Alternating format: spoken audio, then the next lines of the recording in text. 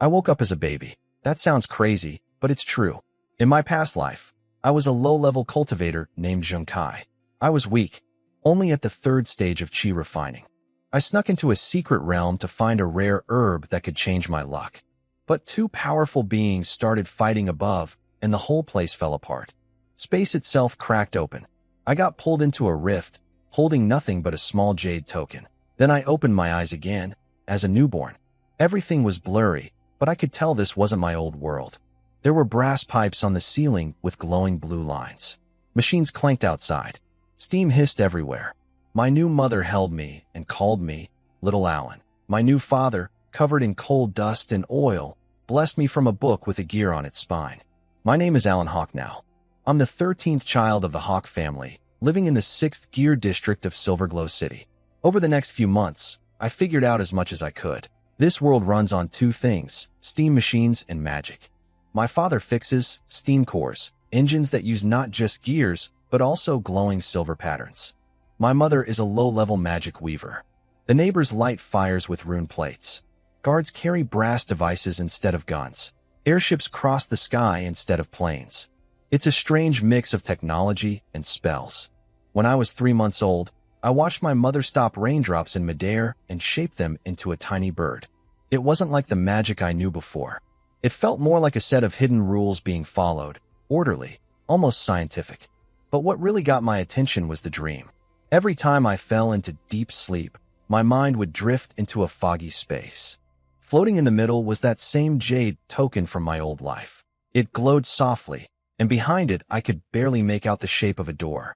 I tried to reach it every time, but something always pushed me back. That changed when I turned 6 months old. My family took me to a church called the Eye of Knowledge for a blessing. The chapel had no statues, just a huge metal eye floating above the altar, its pupil made of spinning gears.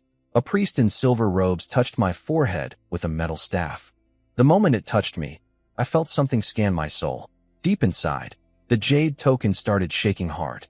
It glowed brighter than ever. The blurry door behind it became clear, an old jade door with light flowing across its surface like water. The priest paused. He said my soul reading was unusual, but still normal. He wrote me down as fine and told my parents to test me for magic at age 7.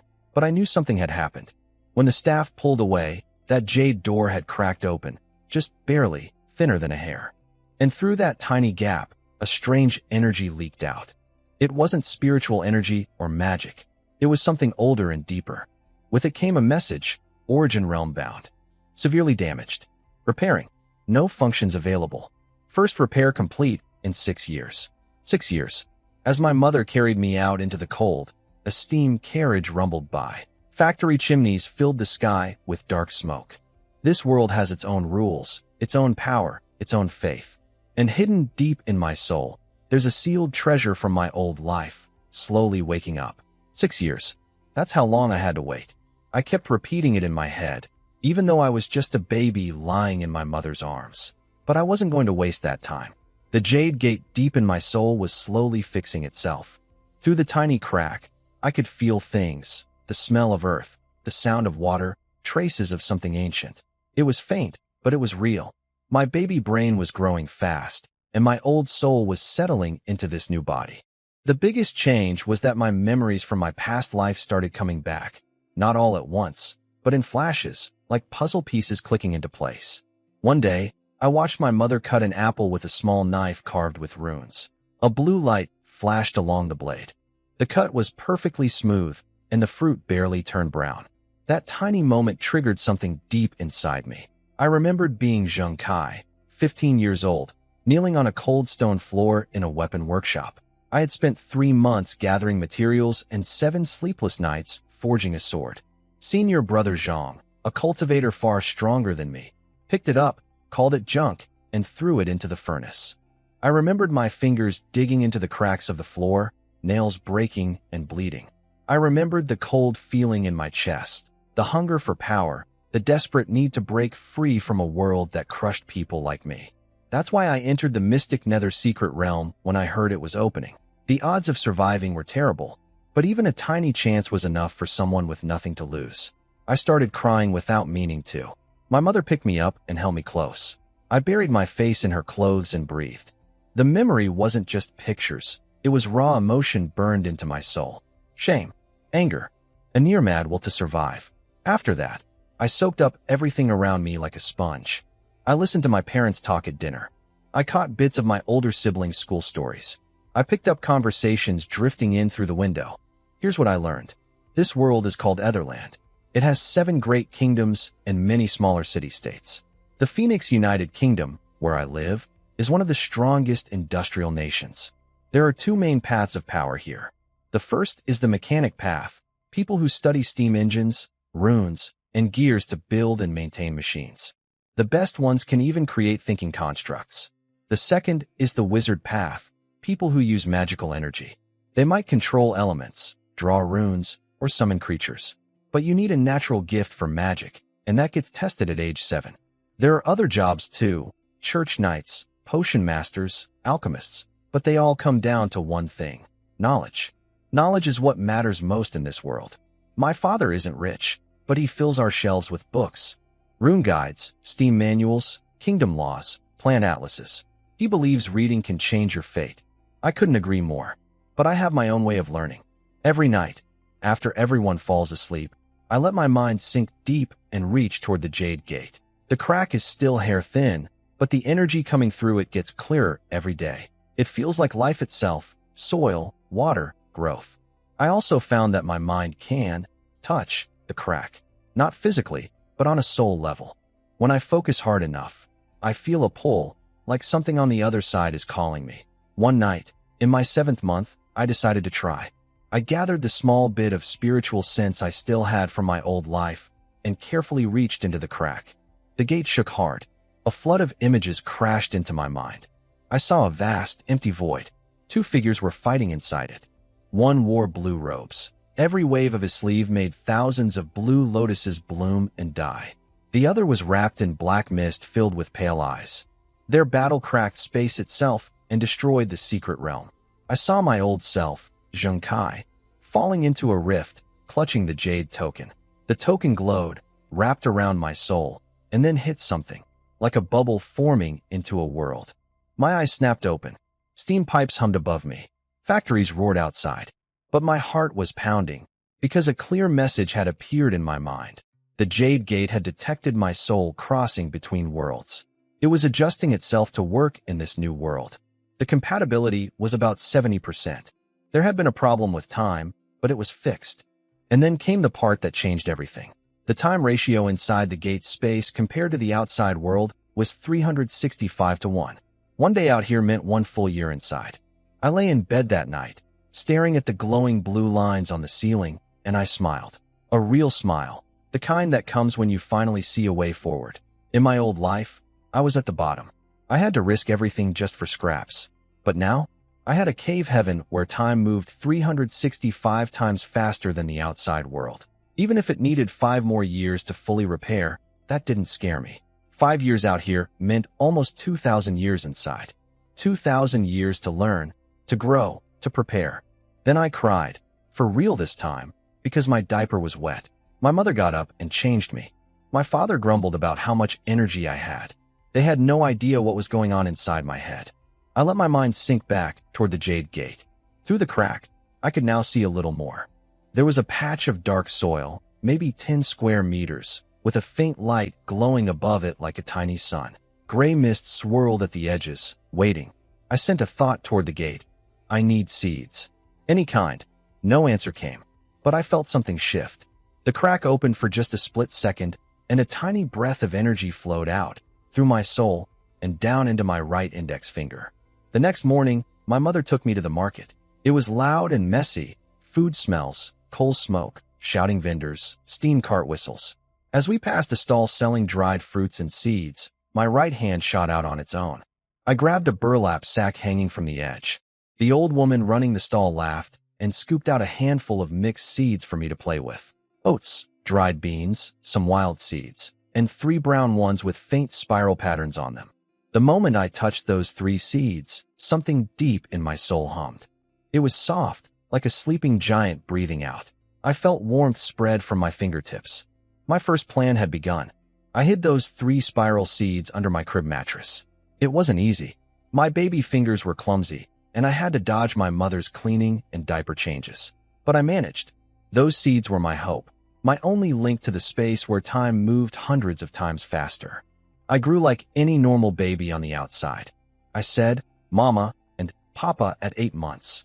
I started walking at 10 months. On my first birthday, the whole family came together.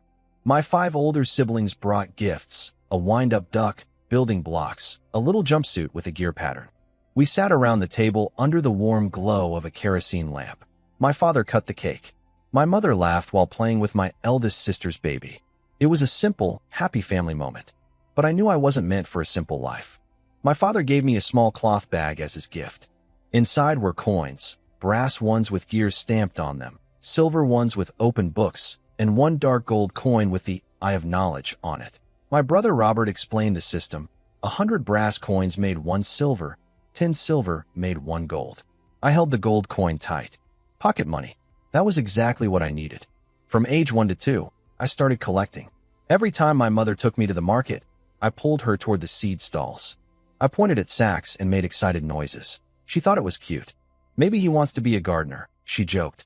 My father said that wouldn't be bad. But I had a clear goal. I needed as many different kinds of seeds as I could get. And I needed a safe, hidden place to store and test them. On my 2nd birthday, I could finally speak in full sentences. I sat on a kitchen chair, watching my mother cook, and said my first real request. Mom, I want a box. My mother laughed when I asked for a box. She thought I wanted a treasure chest, just like my brother Robert did when he was little. She found an old wooden box in the storage room, about the size of a shoebox, cleaned it up, and handed it to me. It's yours now, young man. I hugged it tight. Step 1 was done. Over the next few months, I found all kinds of ways to get seeds. I used what I call my cute strategy. I'd lean on Mrs.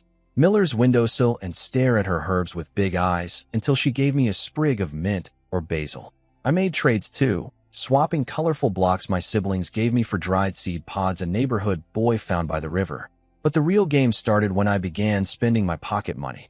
At 2.5, I went out on my own for the first time. Well, my mother followed 5 steps behind me, but it felt like freedom. I walked to the general stall run by the same old woman who had given me seeds when I was a baby. I pointed at a bag of pumpkin seeds. How much? 3 copper coins. I crouched down, opened my box, and counted them out one by one. After that, I came back every week. Pumpkin, pea, carrot, tomato, always the cheapest seeds. The old woman probably thought I was just a kid playing pretend, so she'd throw in a little extra for free. But I was keeping careful records. I used charcoal to make marks inside my box that only I could read. Dates, prices, and most importantly, how long each seed took to sprout. I ran tests in a cracked flower pot on my windowsill. Carrots took 5 days. Peas took 3. Tomatoes took 7. Those numbers would matter later, when my hidden world finally opened. Then, in late autumn of my 3rd year, something happened that changed how I thought about everything. I was checking my windowsill garden when I heard shouting from the street. I looked down and saw men in black uniforms surrounding my father. They were yelling about a contract, something about a steam core maintenance deal with the city hall. My father tried to explain that a pipeline had exploded last month and his team had worked 4 days straight without sleep, which delayed other jobs. But they didn't care.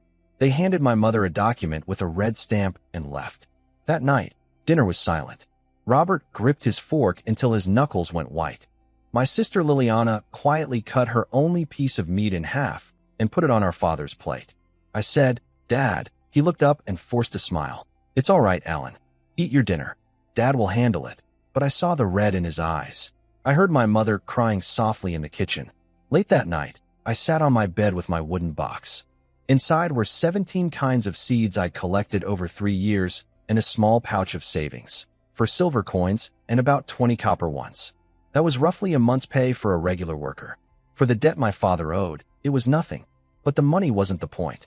What hit me was a simple truth. To survive in this world, I needed real money. A lot of it. My secret realm was my greatest advantage, but it still needed over 3 years to finish its first repair. I couldn't just sit and wait. I opened the box and touched each seed bag until my fingers stopped on the smallest one. I bought it 3 months ago for just 1 copper coin. The label said, "Glow Moss, common in abandoned mines, faintly luminous. I tested it out of curiosity. The seeds sprouted in total darkness within 3 days. In 7 days, they grew into a soft, glowing green carpet. At the time, I thought it was interesting but useless. But tonight, staring out at the dim gas lamps on the street, an idea hit me. I climbed out of bed and pulled a small metal can from underneath it, one I'd found in the backyard and cleaned up for experiments.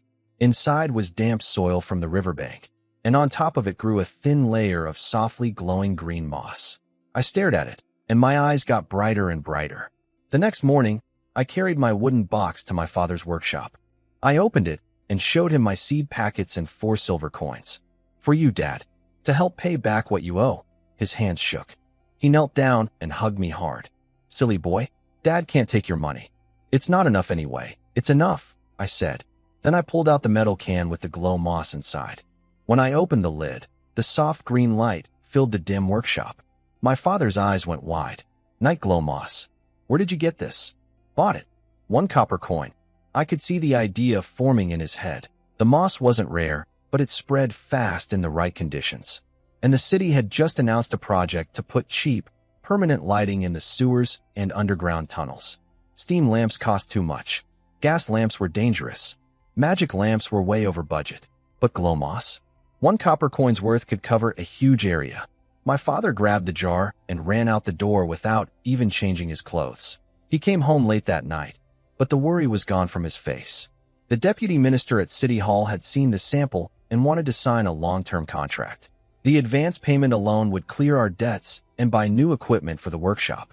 Everyone cheered. I sat quietly in the corner, watching. 1 bag of glow moss cost a copper coin, and inside my secret space, I had 10 square meters of dark soil where time moved 365 times faster. My father looked at me with a strange expression. "Alan, how did you come up with this?" I blinked and gave him my best 3-year-old smile. "Because it's shiny and pretty." He stared at me for a long time, then sighed and picked me up. That night, after I was supposed to be asleep, I heard my parents whispering in the kitchen. "That child is different, Evelyn." "I know. The priest said his soul wavelength was unusual when he was 6 months old. The glow moss thing, it's too much for a coincidence. And Aunt Martha says he comes every week to buy seeds and ask sharp questions. Do you think he might be one of those people your grandfather talked about?" "I don't know. But if he is, we have to protect him. Don't tell anyone, not even the church." I lay in bed with my eyes open, listening. Those people? What did that mean? I reached under my mattress and felt the 3 spiral-patterned seeds. They were warm in my hand, like they were responding to me. The hidden realm still needed 3 more years to open. But some things didn't have to wait. I could start learning about this world's magic potions. I could find out what my parents meant by those people. And I could use the glow moss money to buy rarer seeds. I let my mind sink toward the jade gate. The crack was just slightly wider than before. I reached out and touched it. This time, a clear message came back, energy absorbing. Repair progress, 0.7%. 3 years and 2 months. I could wait. The glow moss contract changed everything for my family. The advance payment cleared our debts, and my father upgraded his workshop machines. Orders came flooding in, not just from City Hall, but from factories and shops all across the 6th Gear District. Because of all this, I got a special reward, 2 silver coins a week as a seed research fund. The boy has talent, my father told my mother. Aunt Martha says his questions are always sharp. Maybe he could become a potion master. That was the first time I heard him say those words out loud. I played dumb and asked, "What's a potion master?" He sat down and explained. Potion masters use different materials to create magical potions. Ones that heal wounds, boost strength, or control fire and frost. They're not wizards. Wizards control magic directly. Potion masters rely on knowledge, recipes, and careful work. But the best ones are just as respected. A single powerful potion can save an army or help a wizard break through years of limits. Something flickered in his eyes as he said it. A complicated look I couldn't quite read. I didn't ask about it. I just nodded, took the new leather notebook he'd bought me, and went to my room. On the first page, in my messy handwriting, I wrote, "Potion Notes. Alan Hawke, started at 3.5 years old. My first entry was simple. Luminous moss, glowing principle unknown. Grows quickly. May absorb weak magic energy.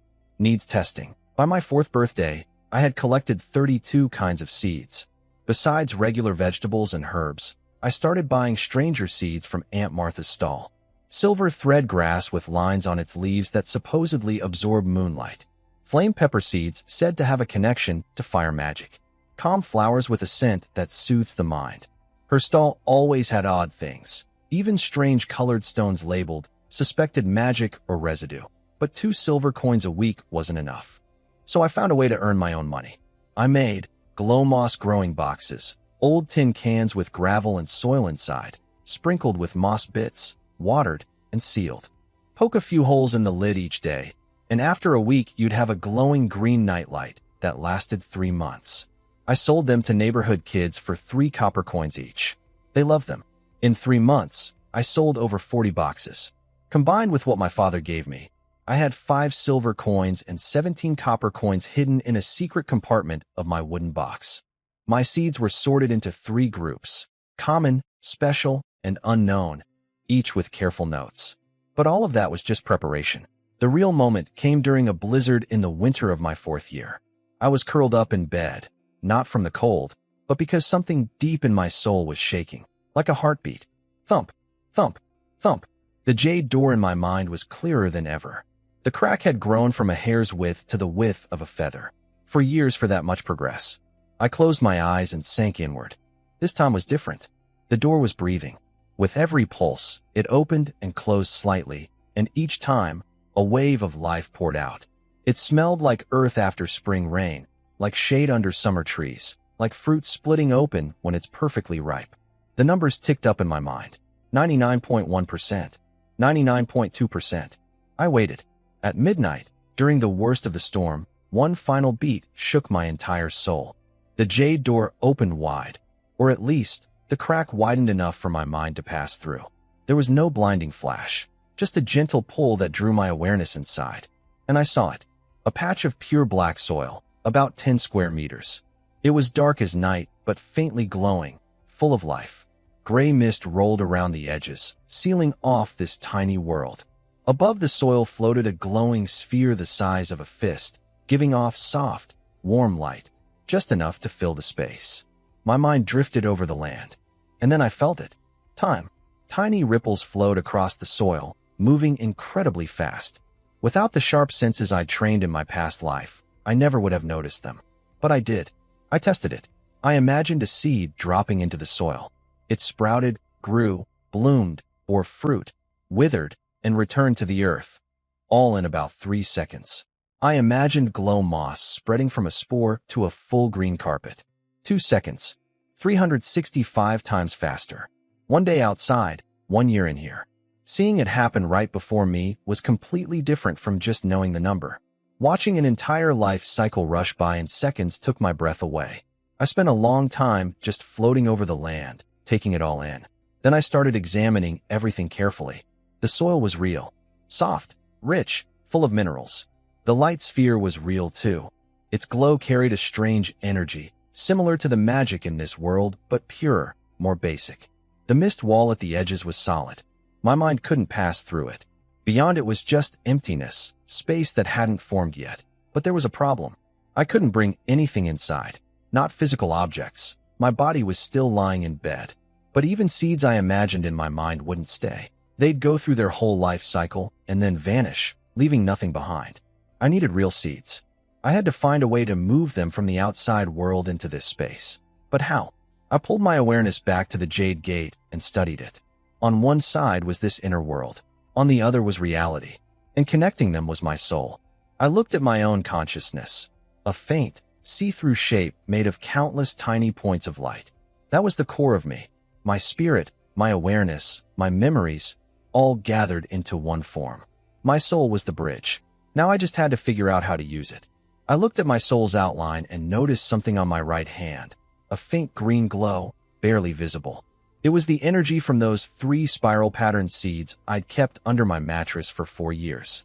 Every day, without really thinking about it, I'd been feeding them with my mind. Now that green light was the only bridge between my soul and the physical world. I focused on it and gave it a gentle pull. My real hand suddenly felt warm. I opened my eyes and sat up in bed. The blizzard was still howling outside.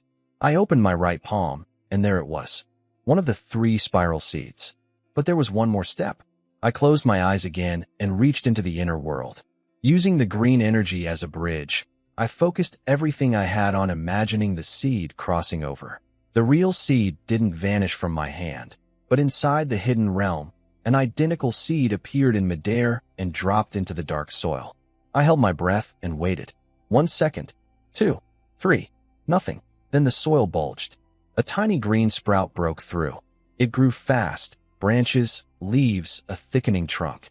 In 10 seconds, it was a foot tall with deep green spiral-patterned leaves.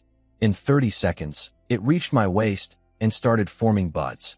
After a minute, pale golden flowers bloomed with spiral patterns on every petal. 2 minutes in, the flowers died and left behind 3 small berries covered in spiral ridges. At 3 minutes, the berries turned green, then red, then purple, then almost black. At 4 minutes, the fruits dropped to the ground. The plant withered, shrank, and melted back into the soil as black compost. Seed to death, less than 5 minutes inside. I opened my eyes and checked the clock. Only about 1 minute had passed in the real world. The time ratio wasn't quite 365 to 1 though. More like 300 to 1. Something was off. I went back inside to investigate. Under the soil, I found tiny vein-like lines carrying a thick, milky liquid. It moved very slowly. When the plant's roots had touched one of those veins, its growth had sped up sharply. Energy. The land needed energy to keep the time flowing fast. Those veins were like fuel lines, and right now, the fuel was almost empty. I checked the Jade Gate for information. Here's what I learned. The realm was 10 square meters, fully repaired. Maximum time ratio, 365 to 1. But energy reserves were only at 0.7%. At full speed, it burned 0.1% per minute, meaning I'd get about 7 minutes before it shut down and went to sleep. Natural recovery was painfully slow, 0.0001% per day. 100 days to fully recharge if I didn't use it at all. So this wasn't some unlimited cheat. It was more like a rechargeable super incubator with a very short battery. But I smiled anyway. 7 minutes outside at full power meant about 42 hours inside. Almost 2 full days. That was enough time to grow entire harvests of glow. Moss, breed dozens of generations of flame peppers to find the spiciest one, or watch the spiral plant go through hundreds of life cycles to study how it changed. And the energy could be refilled. The gate listed several sources: earth essence, life energy, magic power, faith energy, and something called world origin. Earth essence sounded like mineral energy. Life energy was tied to living things. Magic power was this world's supernatural force. Faith energy seemed connected to religion. World origin was way beyond my reach. The easiest to get would be magic power. But how does a 4-year-old who hasn't even taken the magic test get magic power? I turned and looked out the window. The storm was dying down. Moonlight broke through the clouds, and in its glow, I saw faint silver specks drifting through the air.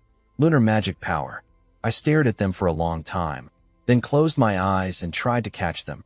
Not with my body, since my young energy channels weren't developed yet. Forcing that would hurt me. Instead, I reached out from deep in my soul, through the open Jade Gate, and tried to pull the silver specks toward me. It was slow, very slow, but it was a start. Trying to catch that moonlight energy was like fishing with a single strand of hair. But after half an hour of focus, sweat dripping down my forehead, I finally got it. One tiny thread of silver energy, thinner than a hair, flowed through my soul, through the Jade Gate, and into the veins beneath the soil. Energy reserve, 0.7001%. An increase of 0.0001%. Almost nothing. But it was a breakthrough, going from 0 to 1. I fell back onto the bed, exhausted. But I was smiling. Because I had time. 365 times more time than anyone else. I opened my hand in the dark. In my palm sat a deep purple berry with spiral patterns. The fruit I'd brought out from the inner world. It was still warm and smelled like a mix of fruit and herbs. I didn't need it. I knew from my past life that unknown spiritual plants could be helpful or poisonous. I tucked the berry into my bedside drawer next to the other 2 spiral seeds. Then I lay back down and let my mind sink into the inner world one more time. I crouched over the dark soil and whispered, Hello. From today, I'm your master, and you'll be my strongest foundation in this world. The glowing sphere flickered like it heard me. The next morning, I checked the energy again. It had gone up to 0.7003%, a tiny gain even while I slept. My body's natural life energy and the faint magic in the air were slowly feeding the realm on their own. I jumped out of bed and checked my drawer. The purple berry had gotten darker and smelled sweeter. I still wasn't going to eat it, not until I knew what it did. At breakfast, I asked my mother if Aunt Martha sold any books about plants.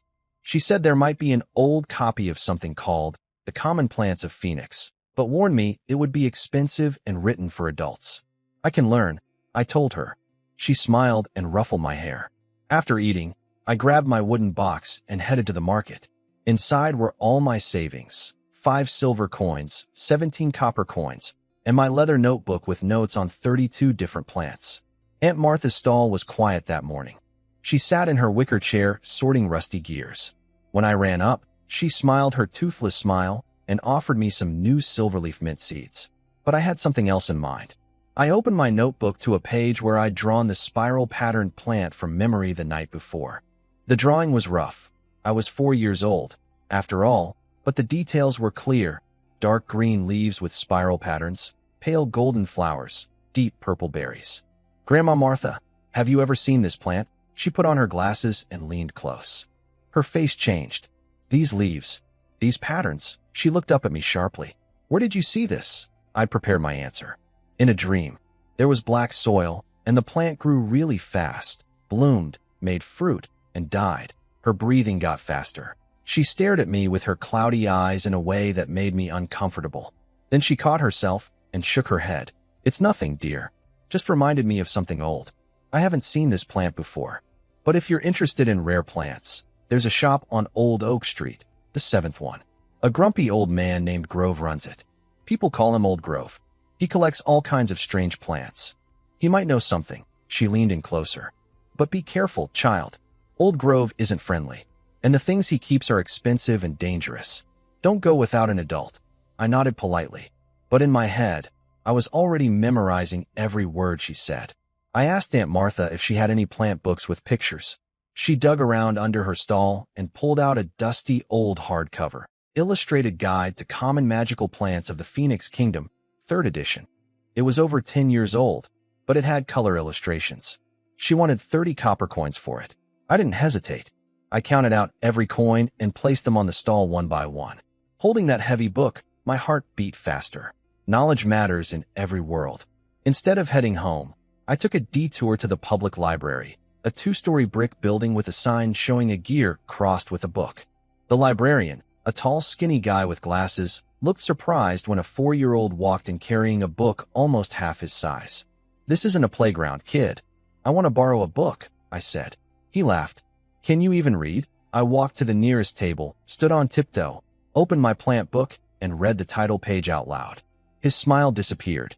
I asked where to find beginner books about magic energy and wizards. 10 minutes later, I was sitting in a corner with 2 books, Basic Theories of Magic Energy and A Beginner's Guide to the Wizard Profession. What I read opened up an entire new world. Magic energy is a fundamental force that fills everything in Etherland. It's not quite physical, not quite spiritual, something in between. People with special gifts can sense and use it to create supernatural effects. At age 7, every child takes a magic resonance test that measures 3 things: affinity, rated 1 to 10, adaptability, which element you're best at, and soul strength, your mental power. Those results decide if you can become a wizard and what kind. There are elemental wizards who control earth, water, fire, wind, light, or darkness. Rune wizards who draw and combine runes. Summoners who make contracts with magical creatures. And more specialized paths like alchemists and potion makers. The book also listed where magic energy comes from. It's naturally spread everywhere but weak. It's denser at ley line nodes. It can be mined from magic or magical creatures produce it, and special events like moonlight or starlight release it. My breath caught. Ley line nodes, magic, or moonlight. Those were all listed as energy sources for my inner world too. I didn't have a known element yet, but I had 2 advantages. My inner world and the energy sensitivity I trained in my past life. I closed my eyes and tried the breath of wind first. Inhale slowly. Imagine air flowing down the spine. Exhale gently. Nothing happened. I tried the breath of water, imagining myself as a calm lake, breathing like soft ripples. Still nothing. Then I tried the breath of fire. I pictured a small warm flame in my chest. Each breath was a gentle breeze helping it grow. Something changed. A faint warmth appeared in the center of my chest. It wasn't pure magic energy, more like life energy, maybe a trace of the vital energy I'd once cultivated in my old life. Guided by the breathing method, that warmth began moving slowly from my chest to my lower belly and back. A small cycle. With each loop, it grew just a tiny bit stronger. Then something deep in my soul stirred, and a message appeared in my mind. Life energy conversion detected. Efficiency, 0.001%. Energy reserve, 0.7004%. An increase of 0.0001%. Not much, but it proved the method worked. Meditation could restore my inner world's energy. The book warned that children under 7 shouldn't do intense meditation because it could damage their growing bodies. But I only needed gentle cycles, nothing forced, nothing harsh. And here was the key. 1 hour of meditation in the real world equaled 15 days inside my inner world. Even with low efficiency, that added up fast. I closed the book and checked the clock. Still an hour before lunch. Enough time for a small experiment. As I left carrying my 2 books, the librarian called after me. "Hey, what's your name?" "Alan." "Alan Hawk, the Hawk family. Your father is Old Hawk, the maintenance engineer?" "Yes," he smiled. "No wonder. Your father used to come here a lot too. But he liked reading about steam cores and gear dynamics." After lunch, I locked my bedroom door and let my mind sink into the inner world. The black soil was the same as before. Where the spiral plant had grown, there was just a darker patch. Its remains melted back into the earth.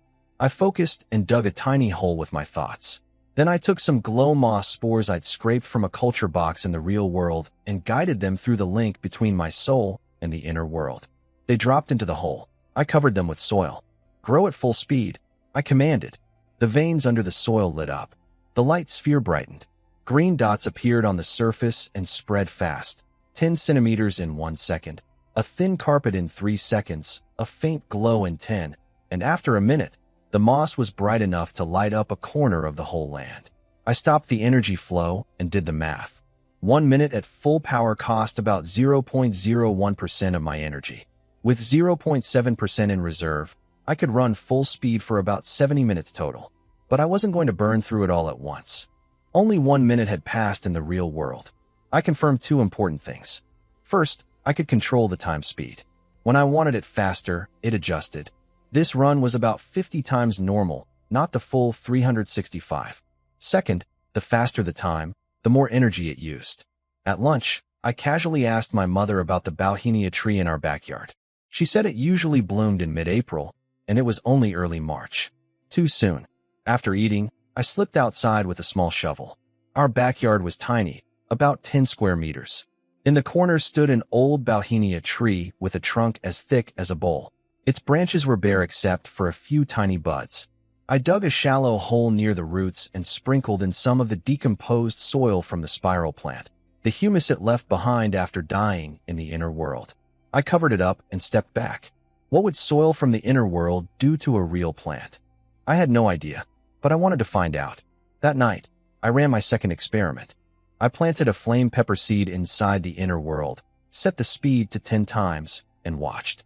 At that speed, energy drained at about 0.0003% per minute, slow enough to be sustainable. Over 1 real-world hour, about 15 days passed inside. The pepper seed sprouted, grew to half a meter, bloomed bright red flowers, and produced 3 shiny peppers that turned from green to fiery red. A full life cycle in 1 sitting. I pulled my mind back to reality and walked to the window. Then I froze. The bauhinia tree, the one that was nothing but bare branches with a few tiny buds that morning, was now covered in plump pink-purple flower buds, densely packed, swaying in the cold March wind, looking like they could burst open any second. One night, from barely anything to full buds, a change that normally takes a month, and all I'd done was sprinkle a small handful of inner-world soil near its roots. I leaned against the window and breathed in the cold air, but it couldn't cool the fire in my chest. A secret world with time flowing 365 times faster. Soil that could supercharge plant growth. And me, someone with memories from another life, planning since age 4. I didn't know exactly where all this would lead, but I knew one thing. When that tree bloomed in full defiance of the season, people would notice. And they did. At dawn, shouting woke me up. "Oh my God, Evelyn, come look." It was Mrs. Miller next door. I ran barefoot to the window. The bauhinia tree was drowning in pink-purple blossoms. Every branch was packed with flowers, layered thick, sparkling with morning dew. The sweet smell was so strong it was almost dizzying. My mother rushed outside in her coat and just stood there, staring. My father came out too, still holding a wrench. He looked up at the tree with a deep frown. "It's March," he said quietly. "The bauhinia shouldn't bloom until mid-April. I know, but look how beautiful it is." My mother's voice trembled as she stared at the tree. Neighbors started gathering in our backyard, pointing and whispering.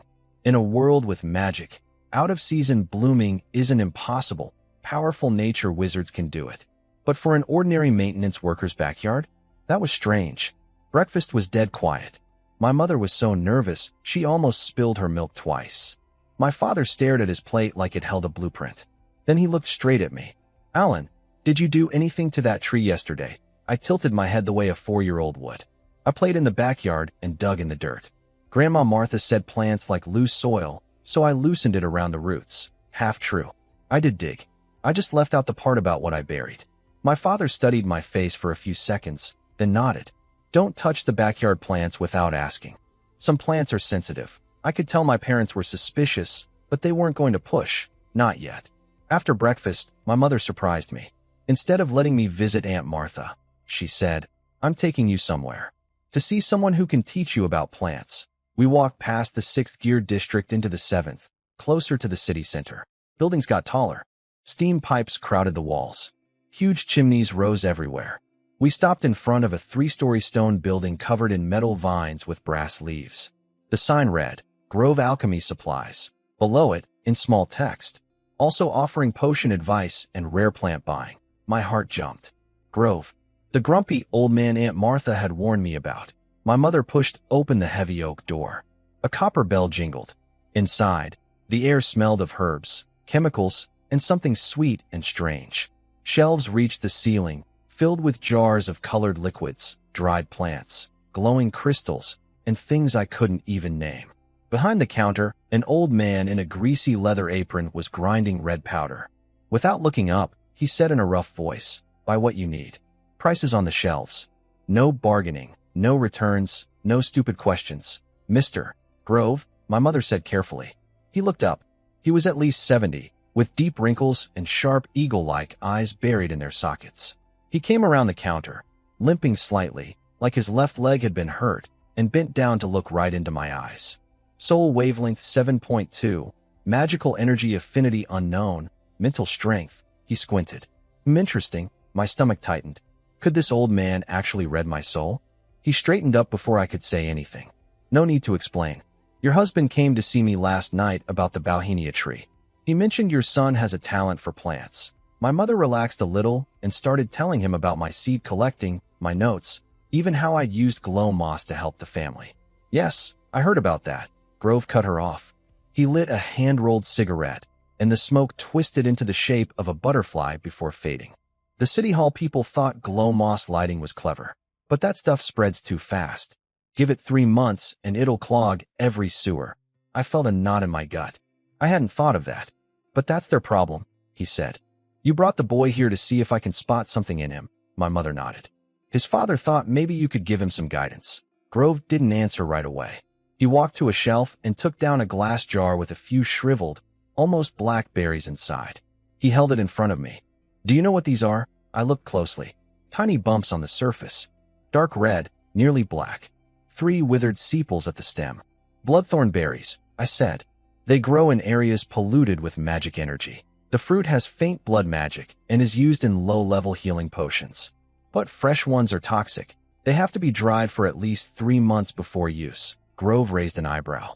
I pulled out my plant book from my cloth bag. Page 87. He took the book, flipped to that page, and compared. The illustration matched. My description was almost word for word. You can read and memorize all this. I've read it 3 times, I said. 3 times. He closed the book and looked at me hard. How old are you? 4 years old, I said. Grove repeated it and then laughed. A dry, creaky sound like a wind-up toy struggling to move. Old Hawk's son, 4 years old, can read, memorize a plant guide, and made the bauhinia bloom in March. Interesting. He walked behind the counter and pulled out a wooden box full of glass test tubes filled with colored powders and liquids. He set a tube of blue powder, a tube of distilled water, and a tiny brass cauldron in front of me. This is dried blue vein grass powder. This is distilled water. Together they make the simplest potion, a blue vein grass infusion. Mild pain relief and calming. Pour, add water, heat until it barely boils, stir 30 times, let it cool. Show me. My mother started to speak, but he raised his hand to silence her. I looked at the tools, and I made a choice. I decided to fail on purpose. I let my hand, accidentally, shake so that some powder spilled on the table. I poured the water clumsily. When I stirred, I went uneven, sometimes fast, sometimes slow, and knocked the glass rod against the cauldron wall a few times. At 25 stirs, white foam appeared on the surface. That wasn't right. Stop, Grove shouted. I flinched and dropped the rod. The liquid had turned dark blue with ugly white bubbles rising through it. A classic beginner failure. Overheated, poorly stirred. Grove sniffed the cauldron and frowned. Too many impurities, less than 30% active ingredients, and slightly toxic. He looked at me. Is this what you wanted to show me? My mother's face went pale. But Grove told her to be quiet. I stared at my shoes. Sorry. I was nervous. Nervous? His laugh was cold. A child who memorizes an entire plant guide at 4 gets nervous making the simplest potion. He walked over and bent down until his sharp eyes were level with mine. You're pretending, kid. My heart skipped. Your memory is excellent. Your observation is sharp. But your hands just now move like a 3-year-old who's never touched a test tube. That doesn't match. He pulled a monocle from his pocket, deep purple crystal with fine silver threads around the edges, and put it on. Then he looked at me again. This time, I felt something cold sweep over me. Not a normal stare. Some kind of scan. Soul wavelength 7.2, standard. Mental energy. He frowned. Wait, what is this? His gaze locked onto the center of my chest, the exact spot where I'd felt warmth during meditation. Have you started meditating? For the first time, he sounded truly surprised. I found a method in a library book and tried it. I whispered. This time I wasn't faking. His detection ability genuinely shocked me. Fire breathing technique, the basic beginner method. But you're 4. Your energy channels aren't fully formed. Forcing meditation should have caused damage. He took off the monocle, his expression complicated. But it didn't. The energy inside you is faint, but it's flowing smoothly. He stared at me for a long time and let out a slow breath. Hawk was right. You really are special. He went back behind the counter, dug through a deep drawer, and tossed an old leather notebook in front of me. This is from when I was young and learning to make potions.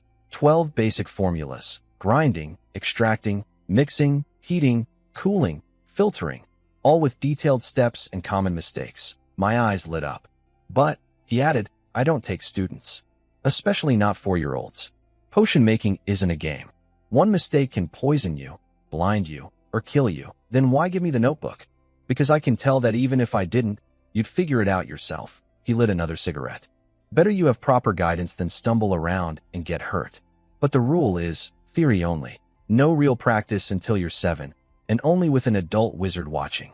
Then he turned to my mother. And how are you planning to explain the bauhinia blooming early? My mother bit her lip. We don't know yet. Let's stick to one story. Say you used the growth powder I sold you, a cheap alchemical product. It's unstable, but sometimes helps flowers bloom, Grove said, taking a small labeled package from the shelf and handing it to Evelyn. Actually, it's just lime powder with some fragrance. Nothing special. But it's enough to fool ordinary people. Thank you, Mr. Grove. No need to thank me. That will be 5 silver coins. The growth powder costs 5 copper coins. Grove was straightforward. Evelyn quickly paid. 10 silver coins was a lot for the Hawk family, but she paid without hesitation. As they left Grove's shop, Alan looked back. The old man had returned to his counter, continuing to grind red powder as if nothing had happened. But the leather notebook in Alan's arms felt heavy, reminding him that everything was real. On the way home, Evelyn stayed silent. When they were almost there, she spoke softly. Alan, yes? Did you do it on purpose to make it fail earlier? Alan didn't answer immediately. He watched the steam-powered cars passing by, the workers in work clothes covered in soot, and the distant factory lights that never went out. Mom, he finally said, if Mr. Grove thinks I'm talented enough to be his student, what would happen? Evelyn was stunned. He would teach me a lot, but he would also watch me closely, test me, and expect a lot, Alan continued softly. And I don't want others to know some things, like the hidden world, like memories from his past life, like those 3 spiral seed symbols. Evelyn stopped and crouched down, looking seriously into her son's eyes. Alan, I don't know what's happening to you. Maybe it's that gift your grandfather mentioned, or something else. But I want you to remember one thing. No matter what you do or who you become, you are my child. Your father and I will protect you with everything we have. Her eyes shimmered with tears, but her smile was warm. Alan reached out his small hand and wiped away a tear from his mother's eye. I understand, Mom. So, Evelyn held his hand. If you have any secrets you don't want to share, keep them safe. But if one day you need help, be sure to tell Dad and me, okay? Okay. At that moment, Alan suddenly realized that in this strange world, he possessed something more precious than magical knowledge, potion skills, or memories from his past life. A family. A family willing to accept him, protect him, and love him even if they don't know everything about him. That night, Alan locked his door and opened Grove's notebook.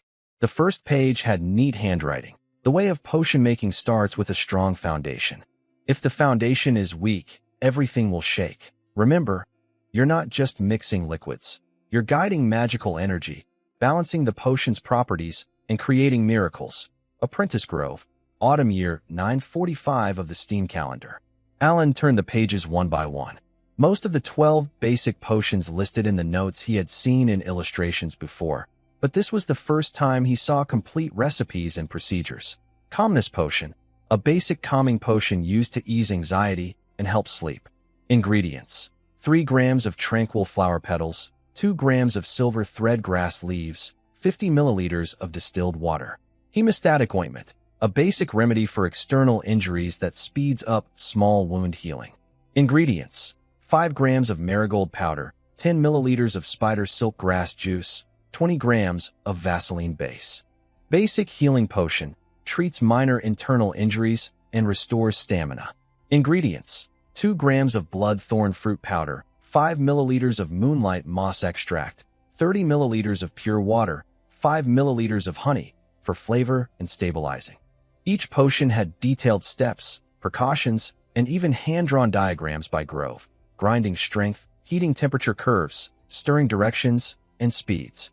This was far from an ordinary beginner's notebook. It was almost a textbook for potion apprentices. Alan was captivated. Until late at night, he closed the notebook, rubbed his sore eyes, and then did one thing. His consciousness sank into the land of his inner world. Black land, floating orbs of light. Energy reserve, 0.7011%. An increase of 0.0007% from yesterday. Only 0.0002% is natural recovery, and 0.0005% comes from his daytime meditation. It's rare, but accumulation is hope. Alan's mind focused on the fire pepper plant he planted yesterday. The 3 bright red peppers still hung on the branch, looking fresh and tempting. He picked one. In the real world, a warm fire pepper appeared in his palm out of nowhere. He walked to the window and examined it carefully under the moonlight. The pepper's surface was smooth, evenly colored, and emitted a spicy aroma. He tore off a small piece of the flesh and saw the seeds inside were full and light yellow. Then, he did something that would surely get him scolded if Grove knew. He put the small piece of flesh into his mouth. Suddenly, a burning sensation exploded on his tongue. It wasn't ordinary spiciness, but a kind of heat, like a small flame burning in his mouth, spreading down his throat, and finally turning into a warm flow in his stomach. That warm flow didn't fade but moved slowly inside his body, eventually merging into the true energy cycle in his chest. The cycle sped up a little, a tiny bit, but Alan felt it. The fire pepper, cultivated in the cave heaven with 50 times the normal flow rate, was not only much spicier, but also contained a faint energy that could help with fire-breathing meditation. It's a magical ingredient. This is high-quality magical ingredient. Alan opened his eyes, a bright excitement shining in them. Grove's notes listed 12 basic potion formulas. He had the cave heaven, 365 times the flow rate of time, and black soil capable of growing high-quality materials. Now he needed two things. First, more seeds, especially rare magical plant seeds. Second, a safe place to make potions without being discovered. The first can be obtained through Aunt Martha, Old Grove, or other means. The second, Alan looked outside. In the night, the 6th Gear District, with its steam pipes like the city's blood vessels, pulsed endlessly. In this world, knowledge is power. Magic potions are power. And time and patience are the levers to move it all. He has a 365-fold lever. The rest is just a matter of time. Outside the window, the jacaranda flowers gently sway in the night breeze.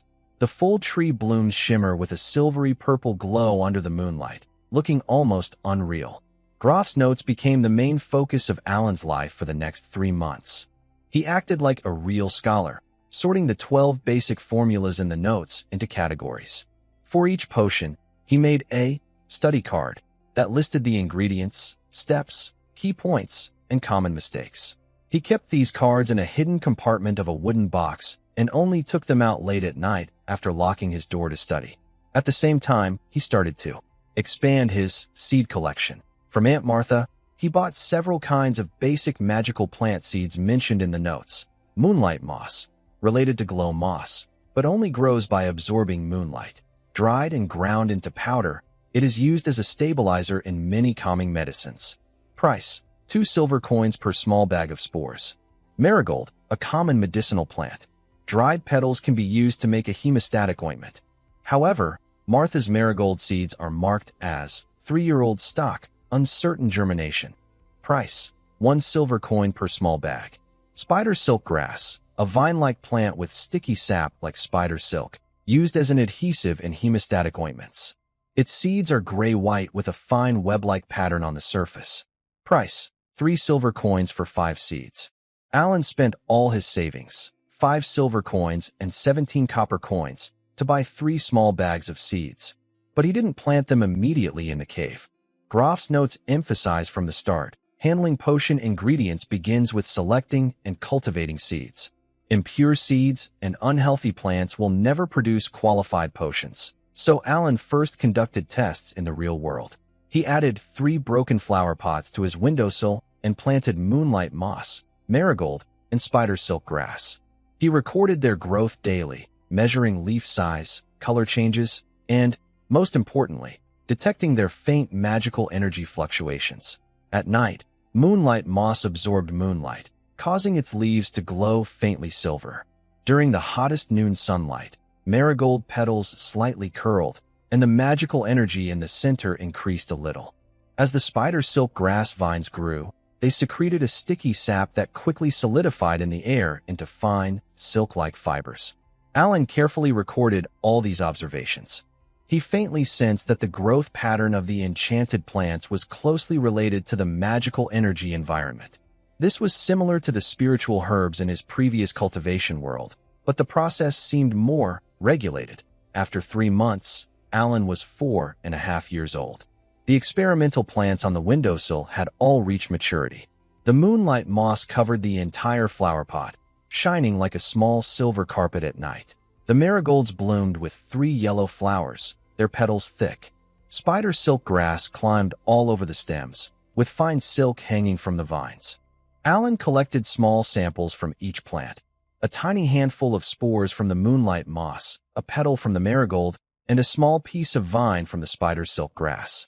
Then, on a moonless night, he began his first real cultivation in the secret world. His consciousness sank in.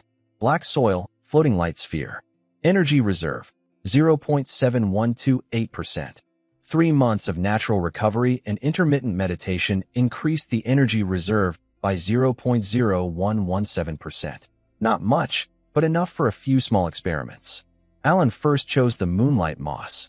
He guided his mind, causing a small handful of silvery spores to fall into the black soil.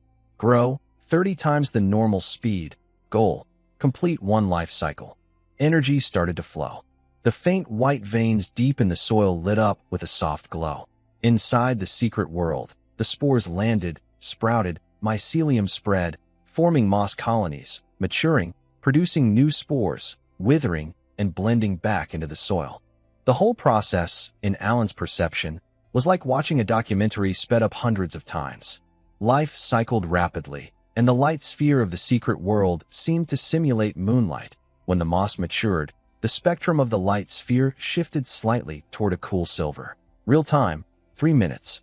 Secret world time, about a day and a half. When the energy supply stopped, a small patch of shimmering silver moss appeared before Alan. Unlike the moonlight moss cultivated in the real world, this moss from the secret world was more pure in color, with a faint blue halo in the silver white, and emitted stable, clear magical energy fluctuations.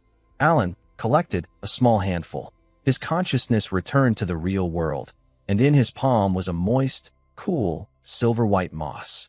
He found a clean small dish, spread out the moss, and left it to dry on the windowsill. Next was the marigold. The same process. The sample taken from reality, a petal, was brought into the secret world, planted, and grown at 30 times the speed. This time, something unexpected happened. When the marigold grew in the dark soil, Alan clearly felt that the plant suddenly stalled at a certain stage. It wasn't stopping growth, but its direction subtly changed. Its leaves became thicker, the petal colors shifted from bright yellow to orange yellow, and the magic energy gathering point in the flower's center split into 3. Could it be a mutation? Alan didn't interfere. He just observed. Eventually, the golden marigold completed its life cycle and produced a dozen seeds that were slightly larger and darker in color than usual. Interesting, Alan murmured. The cultivation of the spider silk grass went smoothly, but the mucus secreted by the vines was noticeably more abundant. When solidified, the fibers formed were tougher and finer. After preparing 3 batches of materials, he dried, ground, and stored them in small glass bottles. These bottles, originally used for candies, were bought with leftover pocket money from the grocery store. After cleaning, they were perfect for storing materials. The preparations took a week. During this week, Alan recited the steps for making calmness potion from Grove's notes hundreds of times. He even practiced dozens of times with flour and water, measuring, mixing, stirring, heating. Every step had to be precise, every movement steady. Magic potions are not like cooking. Vague concepts like a little or an appropriate amount don't apply. 3 grams is exactly 3 grams. 50 milliliters is exactly 50 milliliters. Heating to a gentle boil means the surface just begins to produce tiny bubbles evenly, and 30 circles of stirring must be just right. No more, no less, with the same direction maintained. Finally, on a Sunday afternoon, the opportunity arrived. Old Hawk received an urgent repair task. He needed to go to the textile factory in the west of the city to fix a burst steam core, and wouldn't return until evening. Evelyn was asked by neighbor Mrs. Miller to help with sewing and to bring her 1-year-old sister Emily along. Only Alan was at home. This was part of his plan. Alan locked the front door, went to his room, and locked that door too. Then he dragged out a wooden box from under his bed, his makeshift potion workstation, assembled secretly over the past 3 months. The workstation was simple, a flat wooden board with a few small supports fixed on top. On the supports, he placed a few items he had, stolen, from Grove's shop. Of course, he paid for them, hiding 5 copper coins wrapped in paper in the corner of the counter. A small brass crucible, about the size of a palm, a thin glass rod, a graduated glass measuring cylinder, a small alcohol lamp with a flame-rune copper plate, a set of small copper scales, accurate to 0.1 grams. Additionally, 3 small glass bottles, one with ground calming flower petal powder, another with silvergrass powder, and a bottle of distilled water, stolen from the kitchen, redistilled 3 times using Evelyn's distillation apparatus to ensure purity. All materials are prepared, tools are ready, and the operator is in position. Alan takes a deep breath, closes his eyes, and mentally reviews the process one last time. Step 1. Clean. All tools must be dust-free and oil-free. He carefully wipes the crucible, glass rod, and measuring cylinder with a clean, soft cloth. His movements are steady and skillful, not at all like a 4.5-year-old child. Step 2. Preheat. Light the alcohol lamp and heat the copper plate to a steady temperature. Click. Sparks fly from the flint, igniting the wick. The flame rune glows faintly red, and the copper surface quickly heats up to a certain range, about 80 to 90 degrees Celsius, the gentle heat mentioned in Grove's notes. Step 3. Weigh. 3.0 grams of calming flower petal powder, with an error margin no more than 0.1 grams. The pointer on the small copper scale wobbles slightly, finally stopping at 3.0 grams. Alan gently scoops the powder into the crucible with a bone spatula. Step 4. Add solvent. 50.0 milliliters of distilled water. The liquid level in the measuring cylinder stops exactly at the 50 milliliter mark. The water flows slowly into the crucible, mixing with the powder to form a pale pink, cloudy liquid. Step 5. Heat. Place the crucible on the copper plate and slowly bring to a gentle boil. The crucible is placed on the copper plate. Alan holds his breath, eyes fixed on the liquid surface. 10 seconds, 20 seconds, 30 seconds. Bubbles begin to form. Not vigorous boiling, but steady, tiny bubbles rising from the bottom and bursting at the surface. A gentle simmer. Step 6. Stir. Clockwise, at a steady pace, 30 turns. The glass rod is inserted into the liquid. Alan's hand is as steady as a rock. 1 turn, 2 turns, 3 turns. He counts silently, watching the change in the liquid. The pale pink deepens, the cloudiness gradually diminishes, and the liquid turns into a clear pink. After 15 turns, the liquid was already very clear. At 20 turns, the color stabilized in a soft cherry pink. By 25 turns, a very fine pearl-like shine appeared on the surface of the liquid. At 28, 29, and 30 turns, stirring stopped. The glass rod was carefully lifted without spilling a drop. Step 7. Remove from heat and let cool naturally. Alan used tongs to pick up the crucible and placed it on a nearby stone slab. The hot bottom of the crucible touched the stone, making a faint hissing sound. Next, he waited. The potion needed to cool down to room temperature naturally. During this time, the magic energy would gradually stabilize, and the potion's properties would be fully balanced. Grove's note said, cooling takes about 10 minutes. A successful calming potion will turn into a clear, light pink after cooling, with no sediment or floating particles.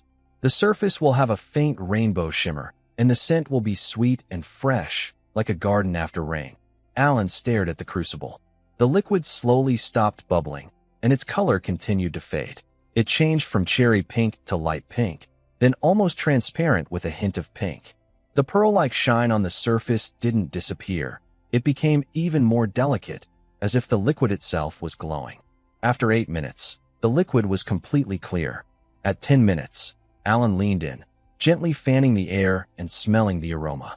It was sweet and calming, with a peaceful floral scent, purer and softer than usual, without the grassy or bitter notes often found in plant ingredients. He took a clean glass rod, dipped it into the liquid, and lifted it out. The liquid flowed down the rod smoothly, with a consistent texture and moderate thickness. It formed a perfect droplet at the tip of the rod, hanging there without falling. Did it succeed? Alan's heart raced, but he didn't jump to conclusions. He took out a prepared, clean glass test tube from under the workbench and carefully transferred the liquid from the crucible into it using a small funnel. 50 milliliters of liquid filled exactly one standard potion test tube. The liquid swayed inside the glass tube, reflecting a faint rainbow in the sunlight coming through the window. Alan held the test tube up and examined it carefully. It was clear, transparent, and free of impurities. Color, a perfect light pink. Smell, just right. Appearance, flawless. But the true test of the potion was its effect. He needed to test it. The method of testing. Grove's notes didn't specify. It was usually assumed that a potion apprentice would have a mentor nearby for guidance or special instruments for testing. But Alan had neither a mentor nor any instruments. He only had himself, along with his trust in potion theory and confidence in the quality of the materials from his secret realm. After hesitating for about 3 minutes, Alan made his decision. He opened the cork of the test tube and used a dropper to take about 1/10 of a milliliter, roughly 5 drops. Then he dripped it into a glass of clear water, diluting it about 100 times. If this is a successful calming potion, even when highly diluted, it should still have a mild soothing effect. If it's a failed or toxic mixture, this amount shouldn't be dangerous, he told himself. Then he lifted the glass and took a small sip. The water carried a faint sweetness and a light floral scent as it slid down his throat. At first, he felt nothing. But about 30 seconds later, a gentle warmth, like the soft sunlight of spring, spread from his stomach through his body. It wasn't heat, but a sense of relaxation. The slight tension in his muscles faded, his breathing deepened naturally, his heartbeat slowed, and his thoughts became calm and clear. It felt as if he had just awakened naturally from a deep, dreamless sleep. Alan closed his eyes, feeling this state. He wasn't sleepy or dazed, just deeply relaxed. He could even sense that the flow of energy in his chest had become a little faster in this calm state. Very slightly, but definitely. It really worked. He opened his eyes and looked at the test tube in his hand, the pink liquid shimmering with rainbow light under the sun. A feeling hard to describe rose in his chest.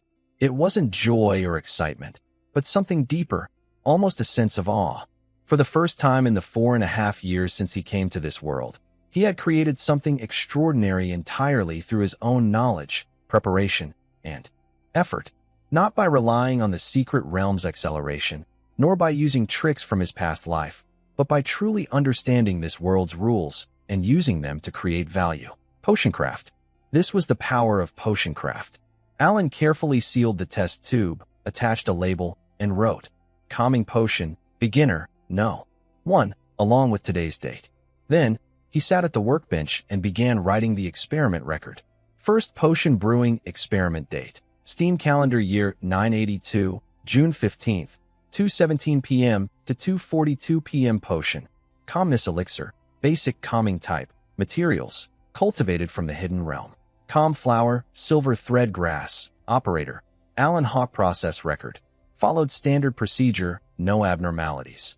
Heating for 2 minutes and 15 seconds. Stirring 30 times. Cooling for 10 minutes. Observation. Clear, transparent, light pink, no sediment. Noticeable rainbow shine, standard smell. Effect test. Took diluted solution, 1:100. Confirmed significant calming and relaxing effects, no side effects. Lasted about an hour. Conclusion. Successful brewing. Material quality, from the hidden realm, may be better than usual, and the finished product quality is suspected to be above standard level. After finishing the record, Alan looked at the potion, and his mind started calculating quickly. The material cost for a standard calmness elixir, at market price, calm flower petals, 2 silver coins per gram, 3 grams needed, total 6 silver coins. Silver thread grass leaves, 1.5 silver coins per gram, 2 grams needed, total 3 silver coins. Distilled water and other supplies, about 0.5 silver coins. Total cost, about 9.5 silver coins. And the market selling price of the finished calmness elixir. Alan remembered the prices he saw at Grove's shop. The cheapest apprentice-made calmness elixir, a small tube, 10 milliliters, costs 5 silver coins. Standard quality, 20 milliliters, sells for 15 silver coins. High quality, 30 milliliters, can go for 30 silver coins or more. His tube is 50 milliliters. If valued at standard quality, its worth would be about 37.5 silver coins. Cost 9.5, selling price 37.5. Profit margin nearly 300%. And this is without considering the advantages of the hidden realm. If we include the realm's time acceleration, improved material quality, and batch cultivation. Alan took a deep breath, forcing himself to stay calm. He couldn't rush. He is only 4.5 years old now. A 4.5-year-old trying to sell magic potions is like holding a sign that says, "I have a problem." He needs time, needs to disguise himself, and needs proper channels. Moreover, brewing magic potions also involves risks. Today's success does not guarantee success every time. Grove's notes clearly state that even experienced potion makers have only a 70 to 80% success rate when brewing basic potions. For more complex potions, the success rate is even lower. First, strengthen the basics, Alan whispered. I need to successfully brew each of the 12 basic potions at least 3 times before moving on. He tidied up his workbench, cleaned all tools, and put everything back in place. The calming potion was hidden in the deepest compartment of the wooden box, alongside 3 spiral-patterned seeds. Then, Alan sat on his bed, closed his eyes, and sank into his inner world. He was about to do a second task. Energy reserve, 0.7101%. The recent experiment used 0.0027% of his energy, mainly for cultivating materials. Alan's consciousness floated above the dark soil. He visualized this small world and formed a plan in his mind. Currently, his inner world has 10 square meters of dark soil, 1 light sphere, and a time flow speed of 365 times, the theoretical maximum. His energy reserve is limited. To make the best use of it, he couldn't plant randomly. He needed a plan. Divide into zones. Using his mind, Alan marked 4 areas on the dark soil. Zone 1, Potion Material Cultivation Area, 4 square meters, dedicated to growing the 12 basic potion ingredients mentioned in his notes. Each plant's main stock is kept and harvested regularly to create a sustainable supply. Zone 2, Experiment and Mutation Observation Area, 2 square meters, used for planting plants that might mutate, like the marigold with 3 magic energy points. Observing, recording, and selecting valuable mutation directions. Zone 3, Food and Economic Crop Area, 2 square meters, growing fast-maturing crops like wheat and potatoes and sellable crops like high-quality vegetables and spices. These can improve his life or be sold through proper channels. Zone 4, Reserved Area, 2 square meters, not used for now, for storing special materials or planting more valuable plants in the future. After planning, Alan began to act. First, in Zone 1, he brought in samples of 5 potion ingredients he already had: comflowers, silver-line grass, marigolds, spider silkgrass, and moonlight moss, and planted them in the designated spots. Grow at 20 times the flow rate to complete a full life cycle and preserve the mother plant. Energy flows, and the milky veins in the black soil light up. Inside the cave, 5 types of plants begin to grow, mature, and reproduce at a visible speed. Alan carefully observes every detail. He notices that different plants adapt differently to the cave environment. The comheart flower and silver-line grass grow the best, with almost no mutations. The marigold appears again with multiple energy gathering points. The spider silk grass vines become thinner and stronger. In the silver glow of the moonlight moss, the blue shadows become more obvious. It seems the cave environment not only speeds up growth, but may also cause beneficial mutations, Alan notes. This could be due to the special energy in the black soil or the perfect growth environment simulated by the light sphere. Next is Zone 2. He plants the seeds from the mutated marigold, as well as a few other seeds bought from Aunt Martha, which are marked as doubtful germination rate. Grow at 15 times the flow rate and observe mutation trends. This uses less energy, but requires more careful observation. In Zone 3, Alan plants wheat and potatoes, borrowed from the kitchen. The wheat seeds are stored from last year's harvest, and the potatoes are sprouted tubers. Grow at 10 times the flow rate, aiming for a quick harvest this season. Finally, Zone 4 is temporarily empty. After completing the plan, about 20 minutes have passed in real time. In the cave, the medicinal material in Zone 1 has gone through 2 full life cycles. The mother plant is healthy, with new seedlings growing around it. The mutated plants in Zone 2 grow differently. One marigold has 4 petals instead of 3. The wheat in Zone 3 has headed, and the potato vines cover the support structures. Energy reserves have decreased from 0.7101% to 0.7053%. A consumption of 0.0048%. If I maintain this planting scale and run 2 rounds of such rapid cultivation daily, the energy consumption will be about 0.01%, Alan calculates. With the current reserve of 0.7%, it can last about 70 days. Natural recovery is about 0.0001% per day, plus meditation can restore about 0.0003% daily.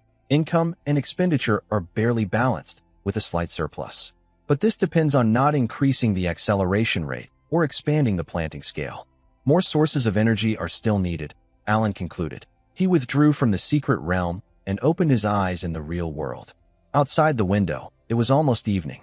The distant factory whistle sounded, marking the end of the day shift and the start of the night shift. Downstairs, there were sounds of opening doors and talking. Evelyn had returned with her sister. "Alan, are you upstairs?" His mother's voice came from the staircase. "Yes, I'll come down right away." Alan took one last look at the calming potion hidden in the secret compartment. The light pink liquid shimmered faintly in the dusk. Then he closed the compartment, locked the wooden box, and left the room. At dinner, Evelyn noticed that her son seemed especially happy. "Did you stay home alone today? What did you do?" she asked casually. "Read books and, Alan thought for a moment, deciding to share a little. "I practiced potion making using flour and water, following Mr. Grove's notes." Practicing? Evelyn was a bit surprised. "Didn't Mr. Grove say you shouldn't do real experiments? It's just with flour and water, not real ingredients," Alan explained. Like chefs practicing knife skills with radishes. Old Hawk looked up from his plate and glanced at his son. "Made progress, yes. I think.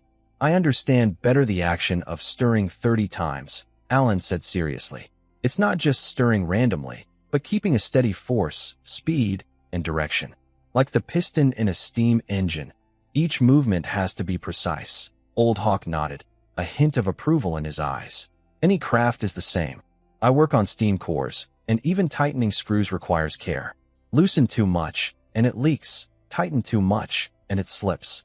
It looks simple, but doing it perfectly every time takes thousands of practice runs." "I understand, Dad." After dinner, Alan volunteered to wash the dishes. Evelyn was hanging clothes nearby when she suddenly said, "By the way, Alan, I have something to tell you.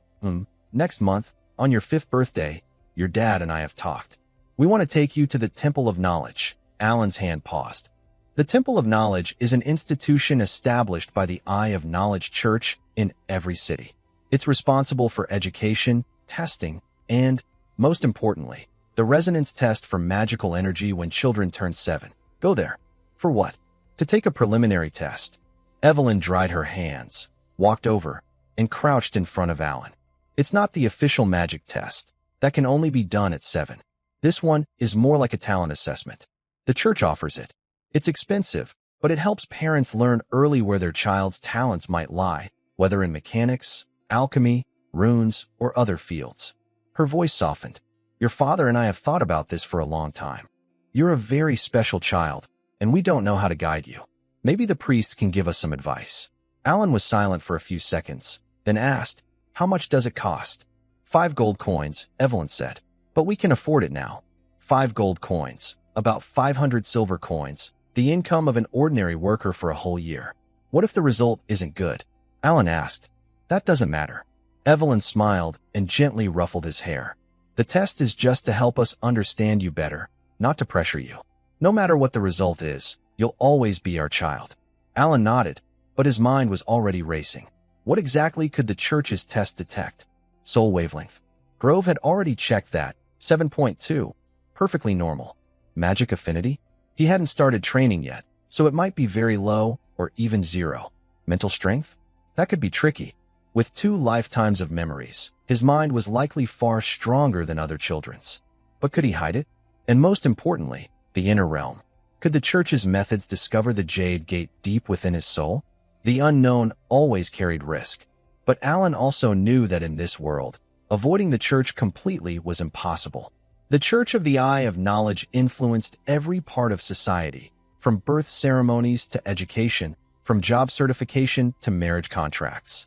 Instead of avoiding it, it was better to face it, to learn about them within a safe range, whether they turned out to be allies, overseers, or enemies. "All right," Alan finally said. "I'll go." That night, Alan stayed awake for a long time. He sat by the window, gazing at the night sky where 3 moons of different colors hung above. The world of Etherland had 3 satellites, known as the Silver Moon, the Blue Moon, and the Blood Moon. Tonight, the Silver Moon shone its brightest, and within its light, the silver particles of lunar energy were clearly denser than usual. Alan closed his eyes, trying to sense those glowing points with his mind. This time, he didn't use the breath of fire technique.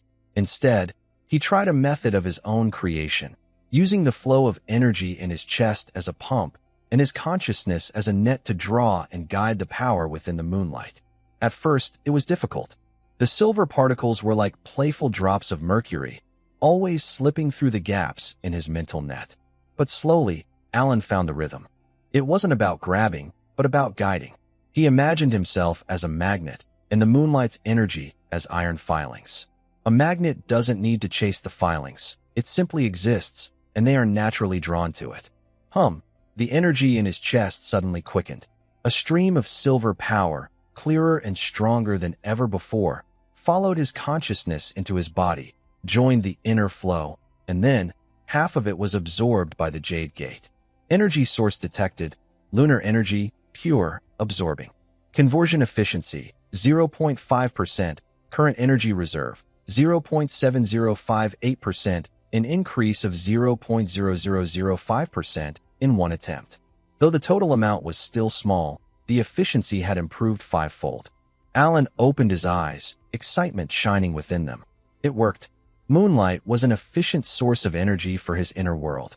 If one day he could directly connect to a ley line node, a magic or vein, or even, Alan shook his head, pushing away those distant thoughts.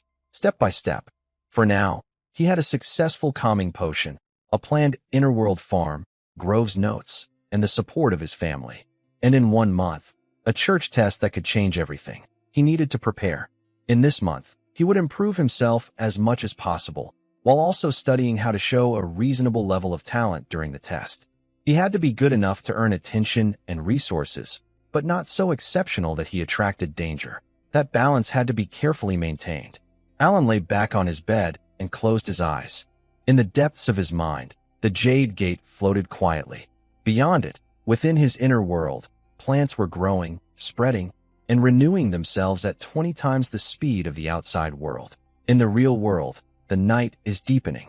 A 4.5-year-old child begins his first real plan in a city where steam and magic energy intertwine.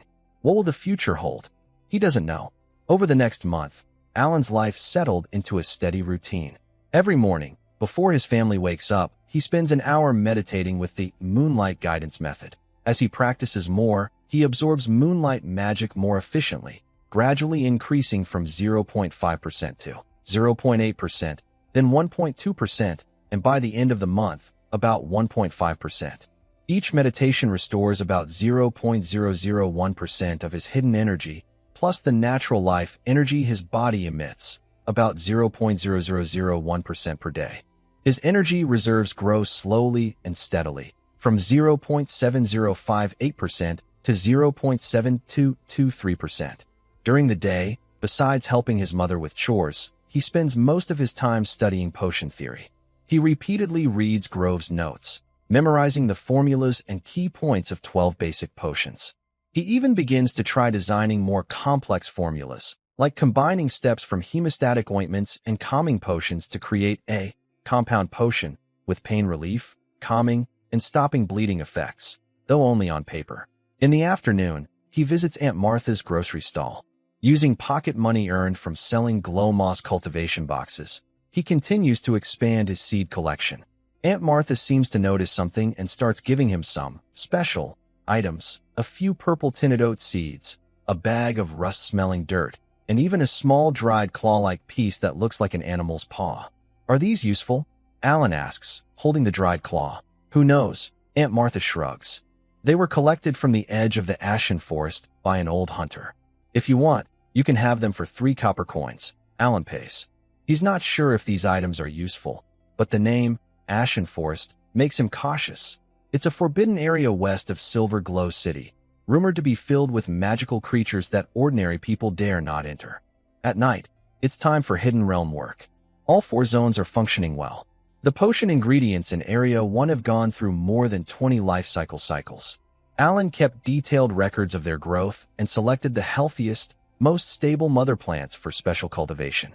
In Area 2, initial results of mutation observation are showing.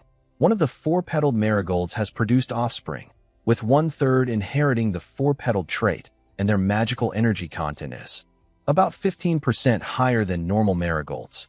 Wheat and potatoes in Area 3 have been harvested 3 times, yielding 3.5 times more than similar land elsewhere, with fuller grains and larger potatoes. Alan secretly mixed these super yield grains into his home storage. Evelyn was surprised when she found out. Why are the potatoes so good this year? Old Hawk thought it was because of new fertilizer, which wasn't wrong, as the soil in the hidden land is much more fertile than usual. Everything was going according to plan, until 3 days before Alan's 5th birthday, an accident happened. That afternoon, Alan went as usual to Aunt Martha's stall. As he reached the street corner, he saw a crowd gathered, and distant arguing voices could be heard. "That I told you, I won't take that. Who knows which grave you dug it from?" Aunt Martha's voice was sharp and angry. "Grave? Damn it. I got this from deep inside the sunken mine. I almost lost my life," a rough male voice shouted. Alan pushed through the crowd and saw Aunt Martha confronting a middle-aged man with a full beard, dirty and disheveled. The man wore tattered leather armor, a rusty short knife at his waist, and carried a bulging bag on his back, looking like a down-and-out adventurer or miner. On the stall, there was a dirty cloth spread out, with some random items, a few dull-colored rocks, dried plant roots, a chipped clay pot, and a small bundle of withered vines. The vines were about arm length, grayish-brown all over, with cracked patterns on the surface, looking lifeless, as if dead for decades.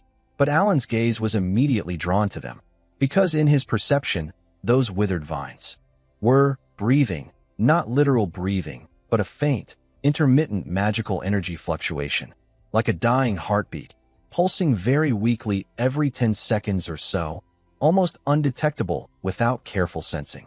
"Sunken mine? You dare go to such a cursed place?" Aunt Martha sneered. "Who doesn't know that place collapsed 50 years ago? It's full of toxic gas and monsters below. That pile of junk you have, I think you picked it up from the trash heap. You." The man's face turned red with anger. He grabbed a bundle of withered vines. "If you don't know its value, fine. I found this in the deepest part of the mine, in a sealed stone chamber. The walls are carved with ancient writing, and this thing was kept in a jade box." "Jade box? Do you understand? It must be a treasure." "A treasure?" Aunt Martha snorted. "Then why don't you take it to the Knowledge Temple for appraisal? Why are you here at my stall?" The man's confidence wavered. I've been there," the temple's priest said. "Said this thing has very weak magic energy. The appraisal costs 5 gold coins. It's not worth it." Laughter spread around. The 5 gold coins for appraisal suggested that the temple's priest thought this item was worth at most 10 gold coins. Appraisal fees are usually about 5% to 10% of the estimated value. 10 gold coins are a lot for adventurers, but not enough to be called a treasure. "Did you hear that?" Aunt Martha crossed her arms. "The priest at the temple said it's not worth much. I'll give you at most 20 silver coins for this pile of junk. Take it or leave it." 20 silver coins? Are you robbing me?" the man shouted. "Just the equipment to get out of the mine costs more than that. At least 1 gold coin. 30 silver coins, no more. 80, 35. They bargain like vendors at a market, finally settling on 50 silver coins, including the bundle of withered vines, some ore, dry roots, and that broken clay pot. The man cursed as he took the money and left. Aunt Martha disdainfully packed up the junk, ready to throw it into the trash behind her stall. "Grandma Martha," Alan suddenly spoke. "Huh? Little Alan." Aunt Martha looked at him, her expression softening. "What do you want to buy today?" "We just got a new batch of silver leaf mint. It smells wonderful." Alan pointed at the bundle of withered vines. "Can I see that?" Aunt Martha hesitated. "That? Nothing special. Just a bunch of dead vines." Aunt Martha looked at him for a few seconds, then sighed and handed over the withered vine. "All right, if you like it, take it and play. Just be careful not to cut yourself, though it probably won't hurt anyone." When Alan took the vine, it felt cold and hard, like stone. The surface was deeply cracked, resembling a dried riverbed that had been parched for many years. It was lighter than it looked, as if hollow inside. Alan focused his mind and reached out with his faint awareness to the vine.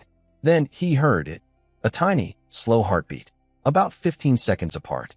Listening more carefully, he realized it was not just a heartbeat, but a rhythm, something similar to the flow of pale veins beneath the dark soil deep inside the cave, but older and more obscure. This thing was definitely not simple. "Grandma Martha," How much is this? Alan asked, lifting his head. Do you want it? Aunt Martha waved her hand. Take it, no charge. It's a free gift. No, I can't, Alan said seriously. Dad said I shouldn't take things from others for free. He took a small cloth bag from his pocket, containing the money he had saved from selling glow moss cultivation boxes over the past days. A total of 12 silver coins and 7 copper coins. He counted out 5 silver coins and placed them on the stall. 5 silver coins, is that enough? Aunt Martha looked at the 5 coins, then at Alan's serious face, and suddenly smiled. You're a good kid. All right, 5 silver coins, deal. But I have to warn you, this might just be a dead piece of wood. Don't get your hopes up too high. I understand. Alan nodded, carefully holding the vine close to his chest. On the way home, he walked quickly, his heart pounding. Not because he spent 5 silver coins, though that was almost half of his savings, but because, when he held the vine, the door to his soul's innermost chamber, for the first time, vibrated actively. It wasn't the faint resonance triggered by moonlight magic before, but a clear, rhythmic vibration, as if responding to something. The vine's faint heartbeat every 15 seconds. The door's gentle tremor every 15 seconds. They were perfectly synchronized. Alan almost ran back home. He rushed into his small room, locked the door, placed the vine on his bed, then sat cross-legged, sinking his consciousness deep into his soul. Humans still floated there, but the surface glow was more lively than usual, gently rippling like water waves. The door seemed to be longing for something. Alan withdrew his inner sight and looked at the withered vine on the bed. He reached out and gently touched the surface of the vine.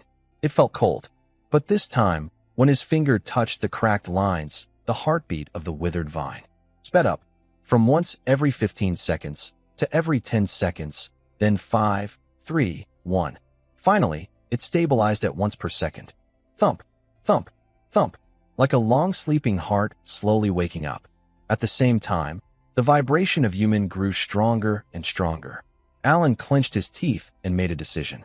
He picked up the withered vine, closed his eyes, and focused all his mind, imagining sending it into the secret realm, just like when he sent in seeds and soil samples before.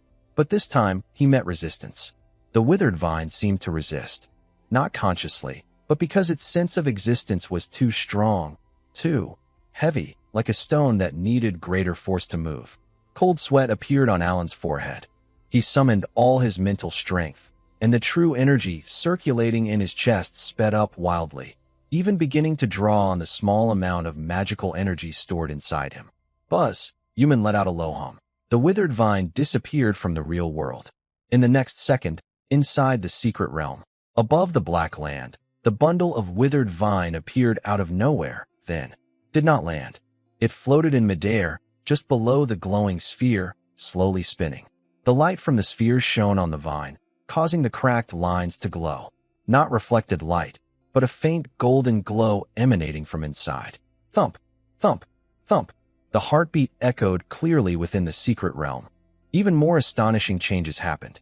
The cracked lines on the surface of the withered vine began healing, not by growing new skin, but by the cracks themselves glowing and closing. Like dry land meeting rain, the fissures were gradually filled. At the same time, the color of the vine was changing, from grayish-brown, slowly turning to deep brown, then to a warm, bark-like yellow-brown. This process was very slow. Alan watched inside the hidden world for a full 10 minutes, about 2 seconds in real time, during which the withered vine grew less than 1 centimeter. He could feel the energy of the hidden world being rapidly drained by the vine. Warning: high-purity life energy being absorbed. Energy reserves: 0.7223%, 0.7222%, 0.7221%. Absorption rate: 0.0001% per second. Estimated energy depletion time: 2 hours, 1 minute, and 40 seconds. He was losing 0.36% of energy every hour. At this rate, the energy he spent a whole month gathering would only last less than 2 hours. Alan's heart sank, but he didn't cut off the energy supply immediately. He kept watching. 5 more minutes, about 10 seconds in real time, passed, and the vine shrank about 1 millimeter, not breaking, but seeming to contract, becoming denser. The healed part turned a rich brown yellow, smooth and shining like jade. Most importantly, a small bud had appeared at the cut edge, about the size of a grain of rice, bright green, full of life.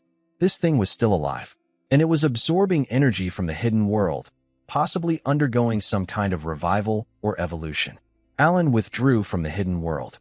Back in the real world, he opened his eyes, his face pale from the mental effort. The mental energy he used just now was too much, but his eyes sparkled with excitement. He had found a treasure. Although he didn't know exactly what this withered vine was, its ability to resonate with the jade gate and absorb energy for self-repair meant it was definitely not an ordinary object. Sunken mine, sealed stone chamber, jade box. Alan recalled the words of the adventurer. If what he said was true, this vine might be an ancient relic, possibly left behind by a previous civilization. And now, it was in his hands. The question was, what should he do? Continue to let it absorb energy from the hidden world? With the current rate, he simply couldn't afford it. In 2 hours, the energy would run out, and the hidden world would close and go into sleep mode. Would the vine die then? Would the jade gate be damaged? Cut off the energy supply? That would stop the vine's revival process, or even cause it to regress. Alan was caught in a difficult choice. He sat by the bed, staring at the empty bed. The withered vine was already inside the hidden world, and thought hard. Finally, he came up with a compromise plan. The flow of time in the hidden world can be adjusted. If he slows down the time in the area where the withered vine is, perhaps to 1/10 of the outside, or even reverse it, in theory, the hidden world can speed up time. So could it slow it down? Alan sank back into his consciousness. This time, he focused and gave an order to the floating withered vine. Center this object, within a radius of 1 meter, adjust the flow of time to 1/10 of the outside. As soon as he gave the command, the glow of the light sphere flickered slightly. The space around the withered vine showed a barely noticeable twist, like looking through rippling hot water, with the scenery slightly shimmering. Then, the energy consumption rate decreased. Time flow adjustment, 10:1, external, internal, energy consumption rate, 0.00001% per second, estimated energy depletion time. 200 hours it consumes 0.036% per hour, which is 1/10 of the original rate. The speed of the vine's recovery also visibly slowed down. The buds almost stopped growing, and healing slowed to nearly imperceptible levels. But at least, it was still recovering, just much more slowly. This can be accepted, Alan sighed in relief. At 0.036% per hour, he could replenish about 0.003% daily through meditation and natural recovery, with a net loss of 0.033% per hour. If he allowed the vine to recover for 1 hour each day, his energy reserves could slowly grow. More importantly, he gained a buffer time to study what exactly this withered vine is, and how to more efficiently gather energy to support its recovery.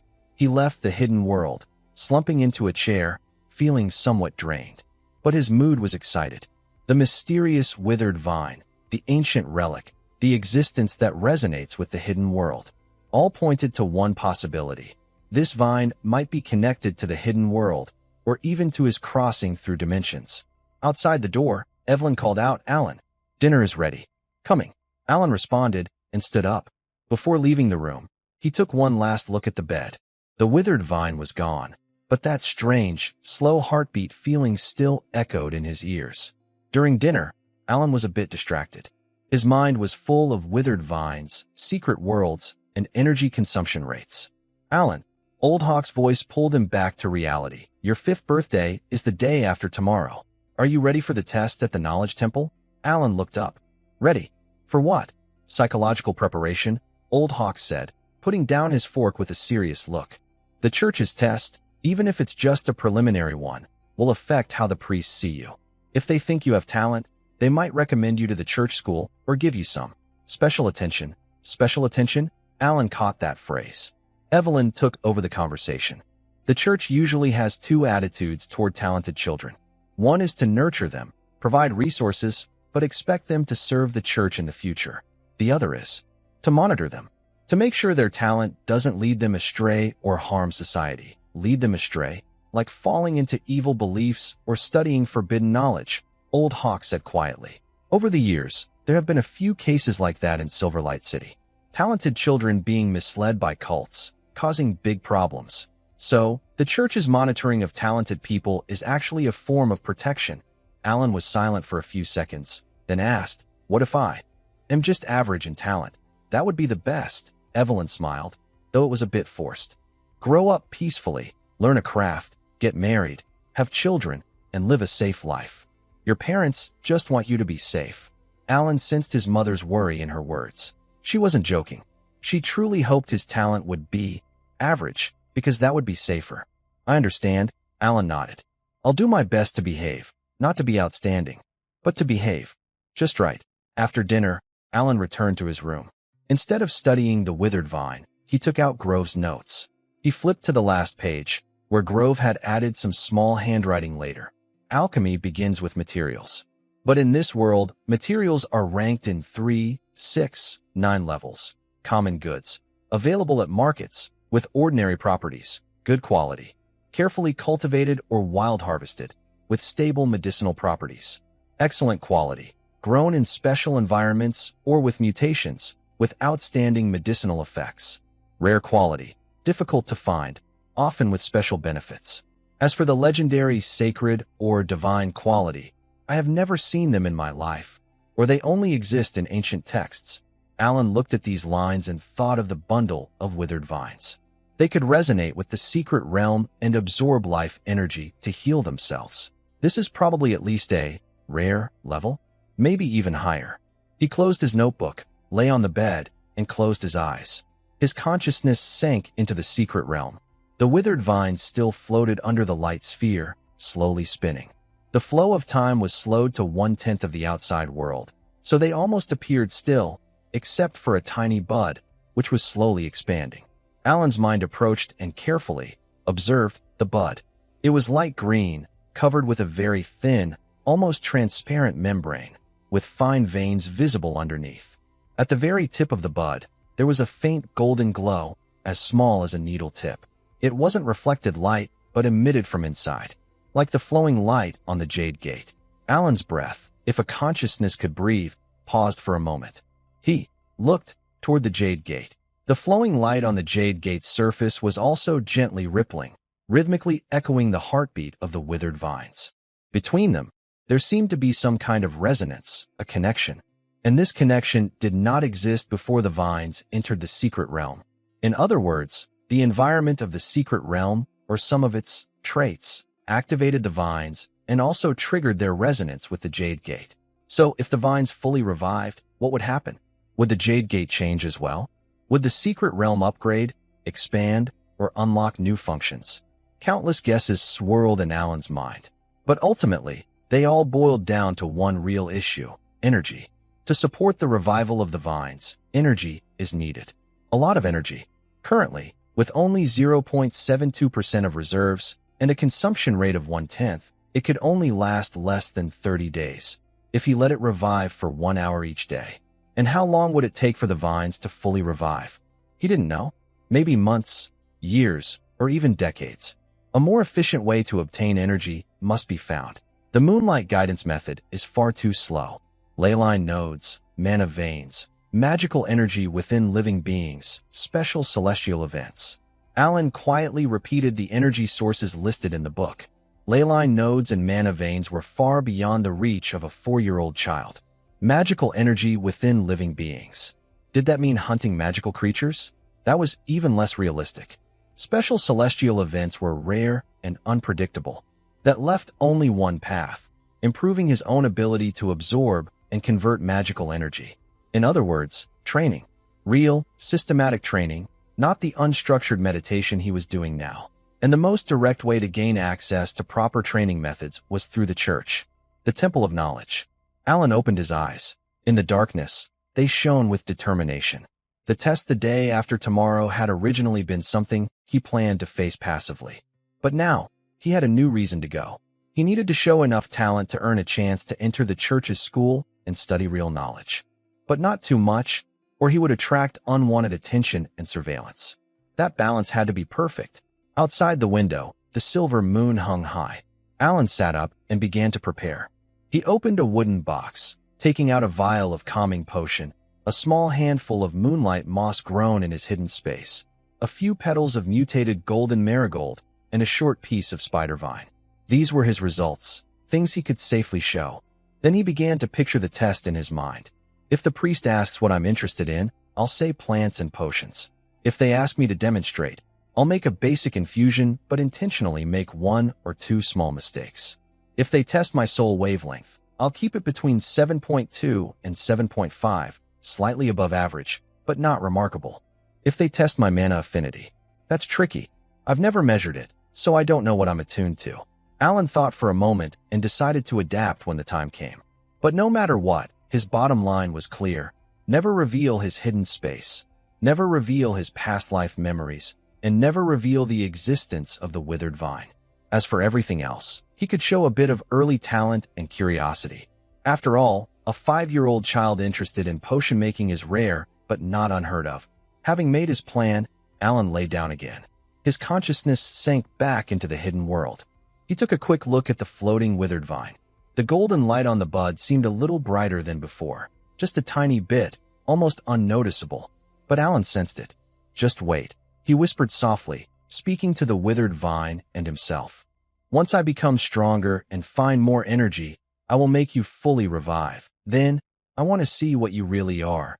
The withered vine floated quietly, its heartbeat slow but steady. Thump, thump, thump. It seemed to respond. On the morning of his 5th birthday, Alan was awakened by the noise outside the window.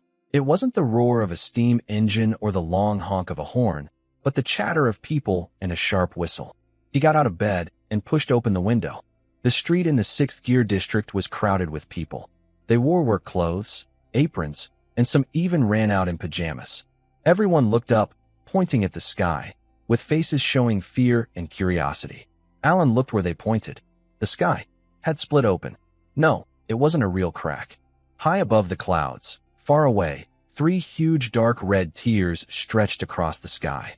The edges of the tears glowed like molten lava, with a deep darkness in the center, as if leading to an unknown space.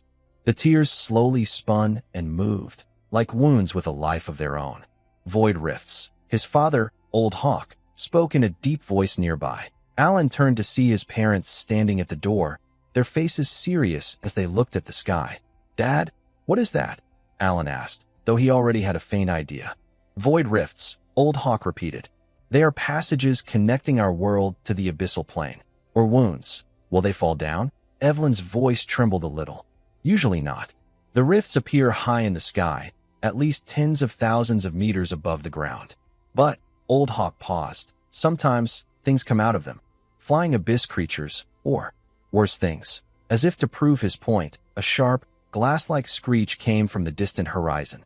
A dark shadow emerged from the largest crack, circling in the air before diving towards Silver Glow City. "Alert! It's a winged demon. All residents, go to the shelter now," shouted the sheriff on the street, accompanied by urgent whistles. The city's defense system activated.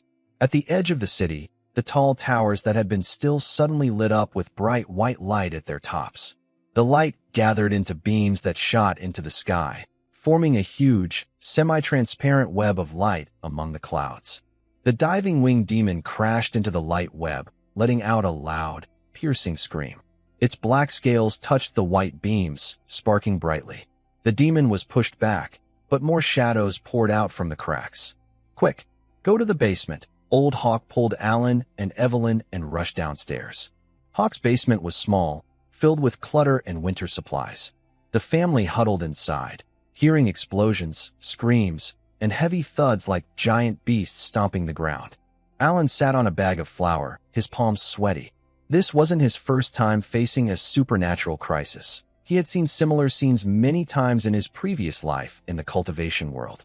But back then, he was at least a 3rd-level chi cultivator with some ability to protect himself. Now, he was just a 5-year-old child in a completely unfamiliar world, facing monsters from another dimension. A cold wave of helplessness washed over him. "Don't be afraid, Alan." Evelyn hugged him tightly. "Silver Glow City has a protective magic array, and the church and city guards are here. It will be fine." But her voice trembled too. Old Hawk found an old steam rifle among the clutter, its barrel rusty, unsure if it still worked. He checked the ammunition calmly, though his fingers turned white from the tension. The tremors lasted about half an hour before gradually calming down. After another 10 minutes, the basement door was knocked on. It's safe. The abyss cracks are closing, and all invading monsters have been cleared. Repeat. It's safe now. Old Hawk carefully peeked through a crack in the door, confirming it was neighbor Mr. Miller, then fully opened the door. Back on the surface, the street was a mess. Several buildings had their roofs torn off, steam pipes burst, and white high-pressure steam hissed into the sky. In the distance, the city defense's steam-powered mechs are clearing the battlefield. These are 3-meter-tall humanoid machines made of brass and steel, wielding giant chainsaw swords or flamethrowers, dragging broken, smoke-emitting bodies together. Those bodies are hard to describe. Some have bat-like wings and sharp claws, some look like enlarged insects, and others are just writhing masses of flesh. Deep abyss creatures, Alan murmured. This was the first time he saw the enemy of this world with his own eyes. Not illustrations from books, not legends, but real, bloody, and smelling of burnt flesh. Fortunately, it was just a small infiltration, Mr. Miller said, still shaken. I heard that 20 years ago, a rift opened directly above the city, and a giant abyss beast fell, destroying half of the eastern district. Evelyn covered her mouth. Old Hawk silently patted his wife's shoulder. Alan watched as the steam mech's flamethrowers turned the bodies to ash, black smoke rising and blending into the sky through 3 slowly closing rifts.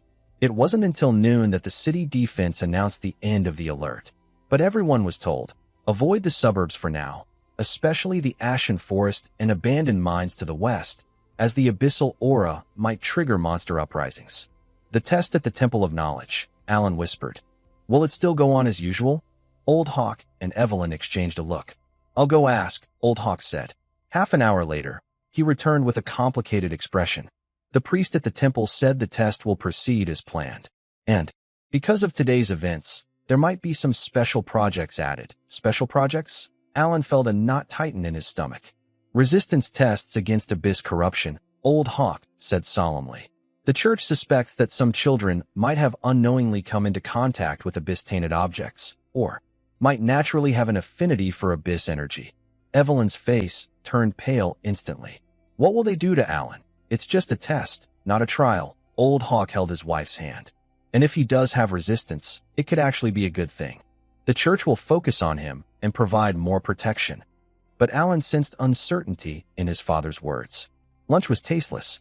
At 1 p.m., the family set out for the Temple of Knowledge. The temple is located in the center of Silver Glow City. It is a grand white stone building with a dark blue tiled roof. In the middle, there is a large metal sculpture of an eye made of gears and lenses, symbolizing the Eye of Knowledge. When Alan entered the hall, he was amazed by what he saw. The hall's dome is 30 meters high and decorated with beautiful murals.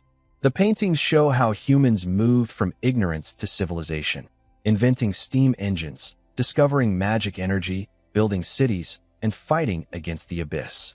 In the center of the dome, there is a huge, slowly spinning crystal ball. Inside, colorful lights flow, making the whole hall look like a dream.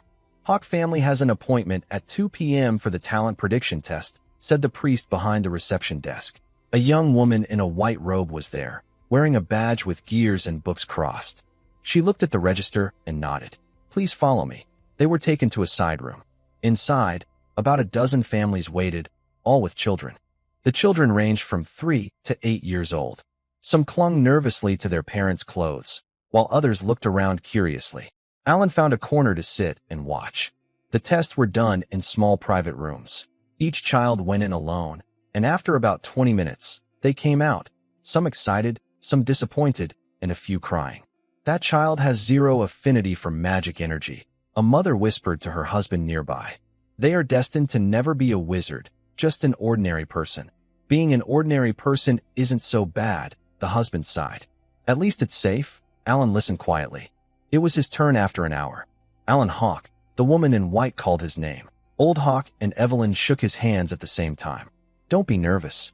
Just do your best. Alan nodded and followed the woman into the testing room. The room was small, about 20 square meters. The walls were plain white with no decorations. In the center, there was a metal table. Behind it sat a middle-aged man in a silver-trimmed white robe. His badge was more complex than the receptionist's. Besides gears and books, it also had an open eye.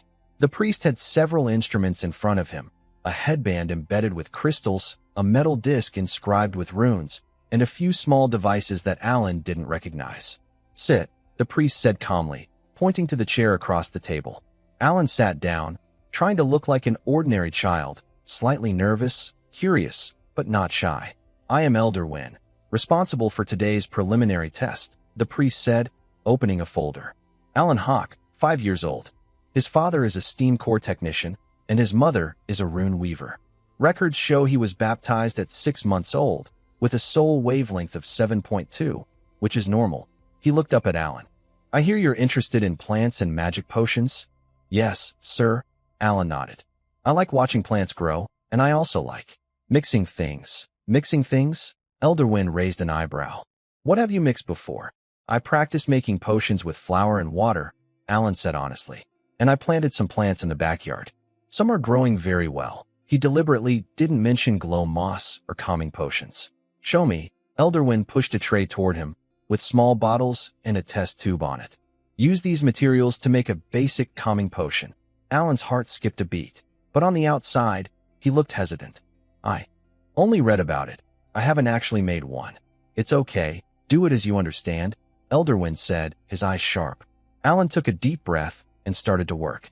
He deliberately moved slowly, pretending to be inexperienced. When measuring, his hand shook a little, spilling some calming flower pollen. When heating, he forgot to control the fire, letting the liquid boil a bit longer. When stirring, he miscounted the turns, stopping after 25 circles. The final potion was dark in color, with some foam on the surface and a slightly burnt smell. "It's a failure," Alan said, lowering his head. Elder Wynn didn't say anything. He picked up the test tube, brought it close to his nose to smell, then looked at it under the light. Then, he took out a small device from his drawer, about the size of a palm, shaped like a pocket watch, with hands and markings on the surface. He dropped a drop of the potion onto the device's metal probe, and the needle started to turn. A few seconds later, the needle stopped at a certain point. Potency concentration, 32%. Reverend Edwin looked up, a hint of surprise in his eyes. For a first practical attempt, and with so many mistakes, retaining 30% of the potency is impressive. Your understanding of the material's nature is better than most beginners. Alden's heart sank. He intentionally made mistakes to avoid performing too well. But he didn't expect that, even with such results, his talent would be noticed. Next is the official test. Reverend Edwin put away the instrument and picked up the crystal-embedded headband. "Put this on. Relax, don't resist." The cold metal of the headband made Alden shiver. Once on, the crystal pressed against his forehead, sending a slight tingling sensation.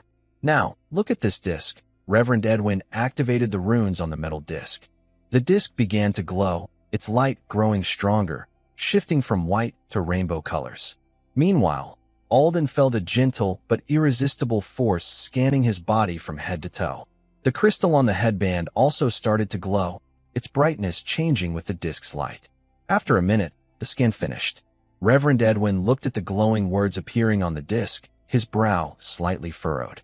Spirit wavelength, 7.5. Slightly higher than during baptism. Normal. Magical energy affinity. Fire 3, Water 2, Wind 1, Earth 1, Light 1, Dark. Cannot be detected.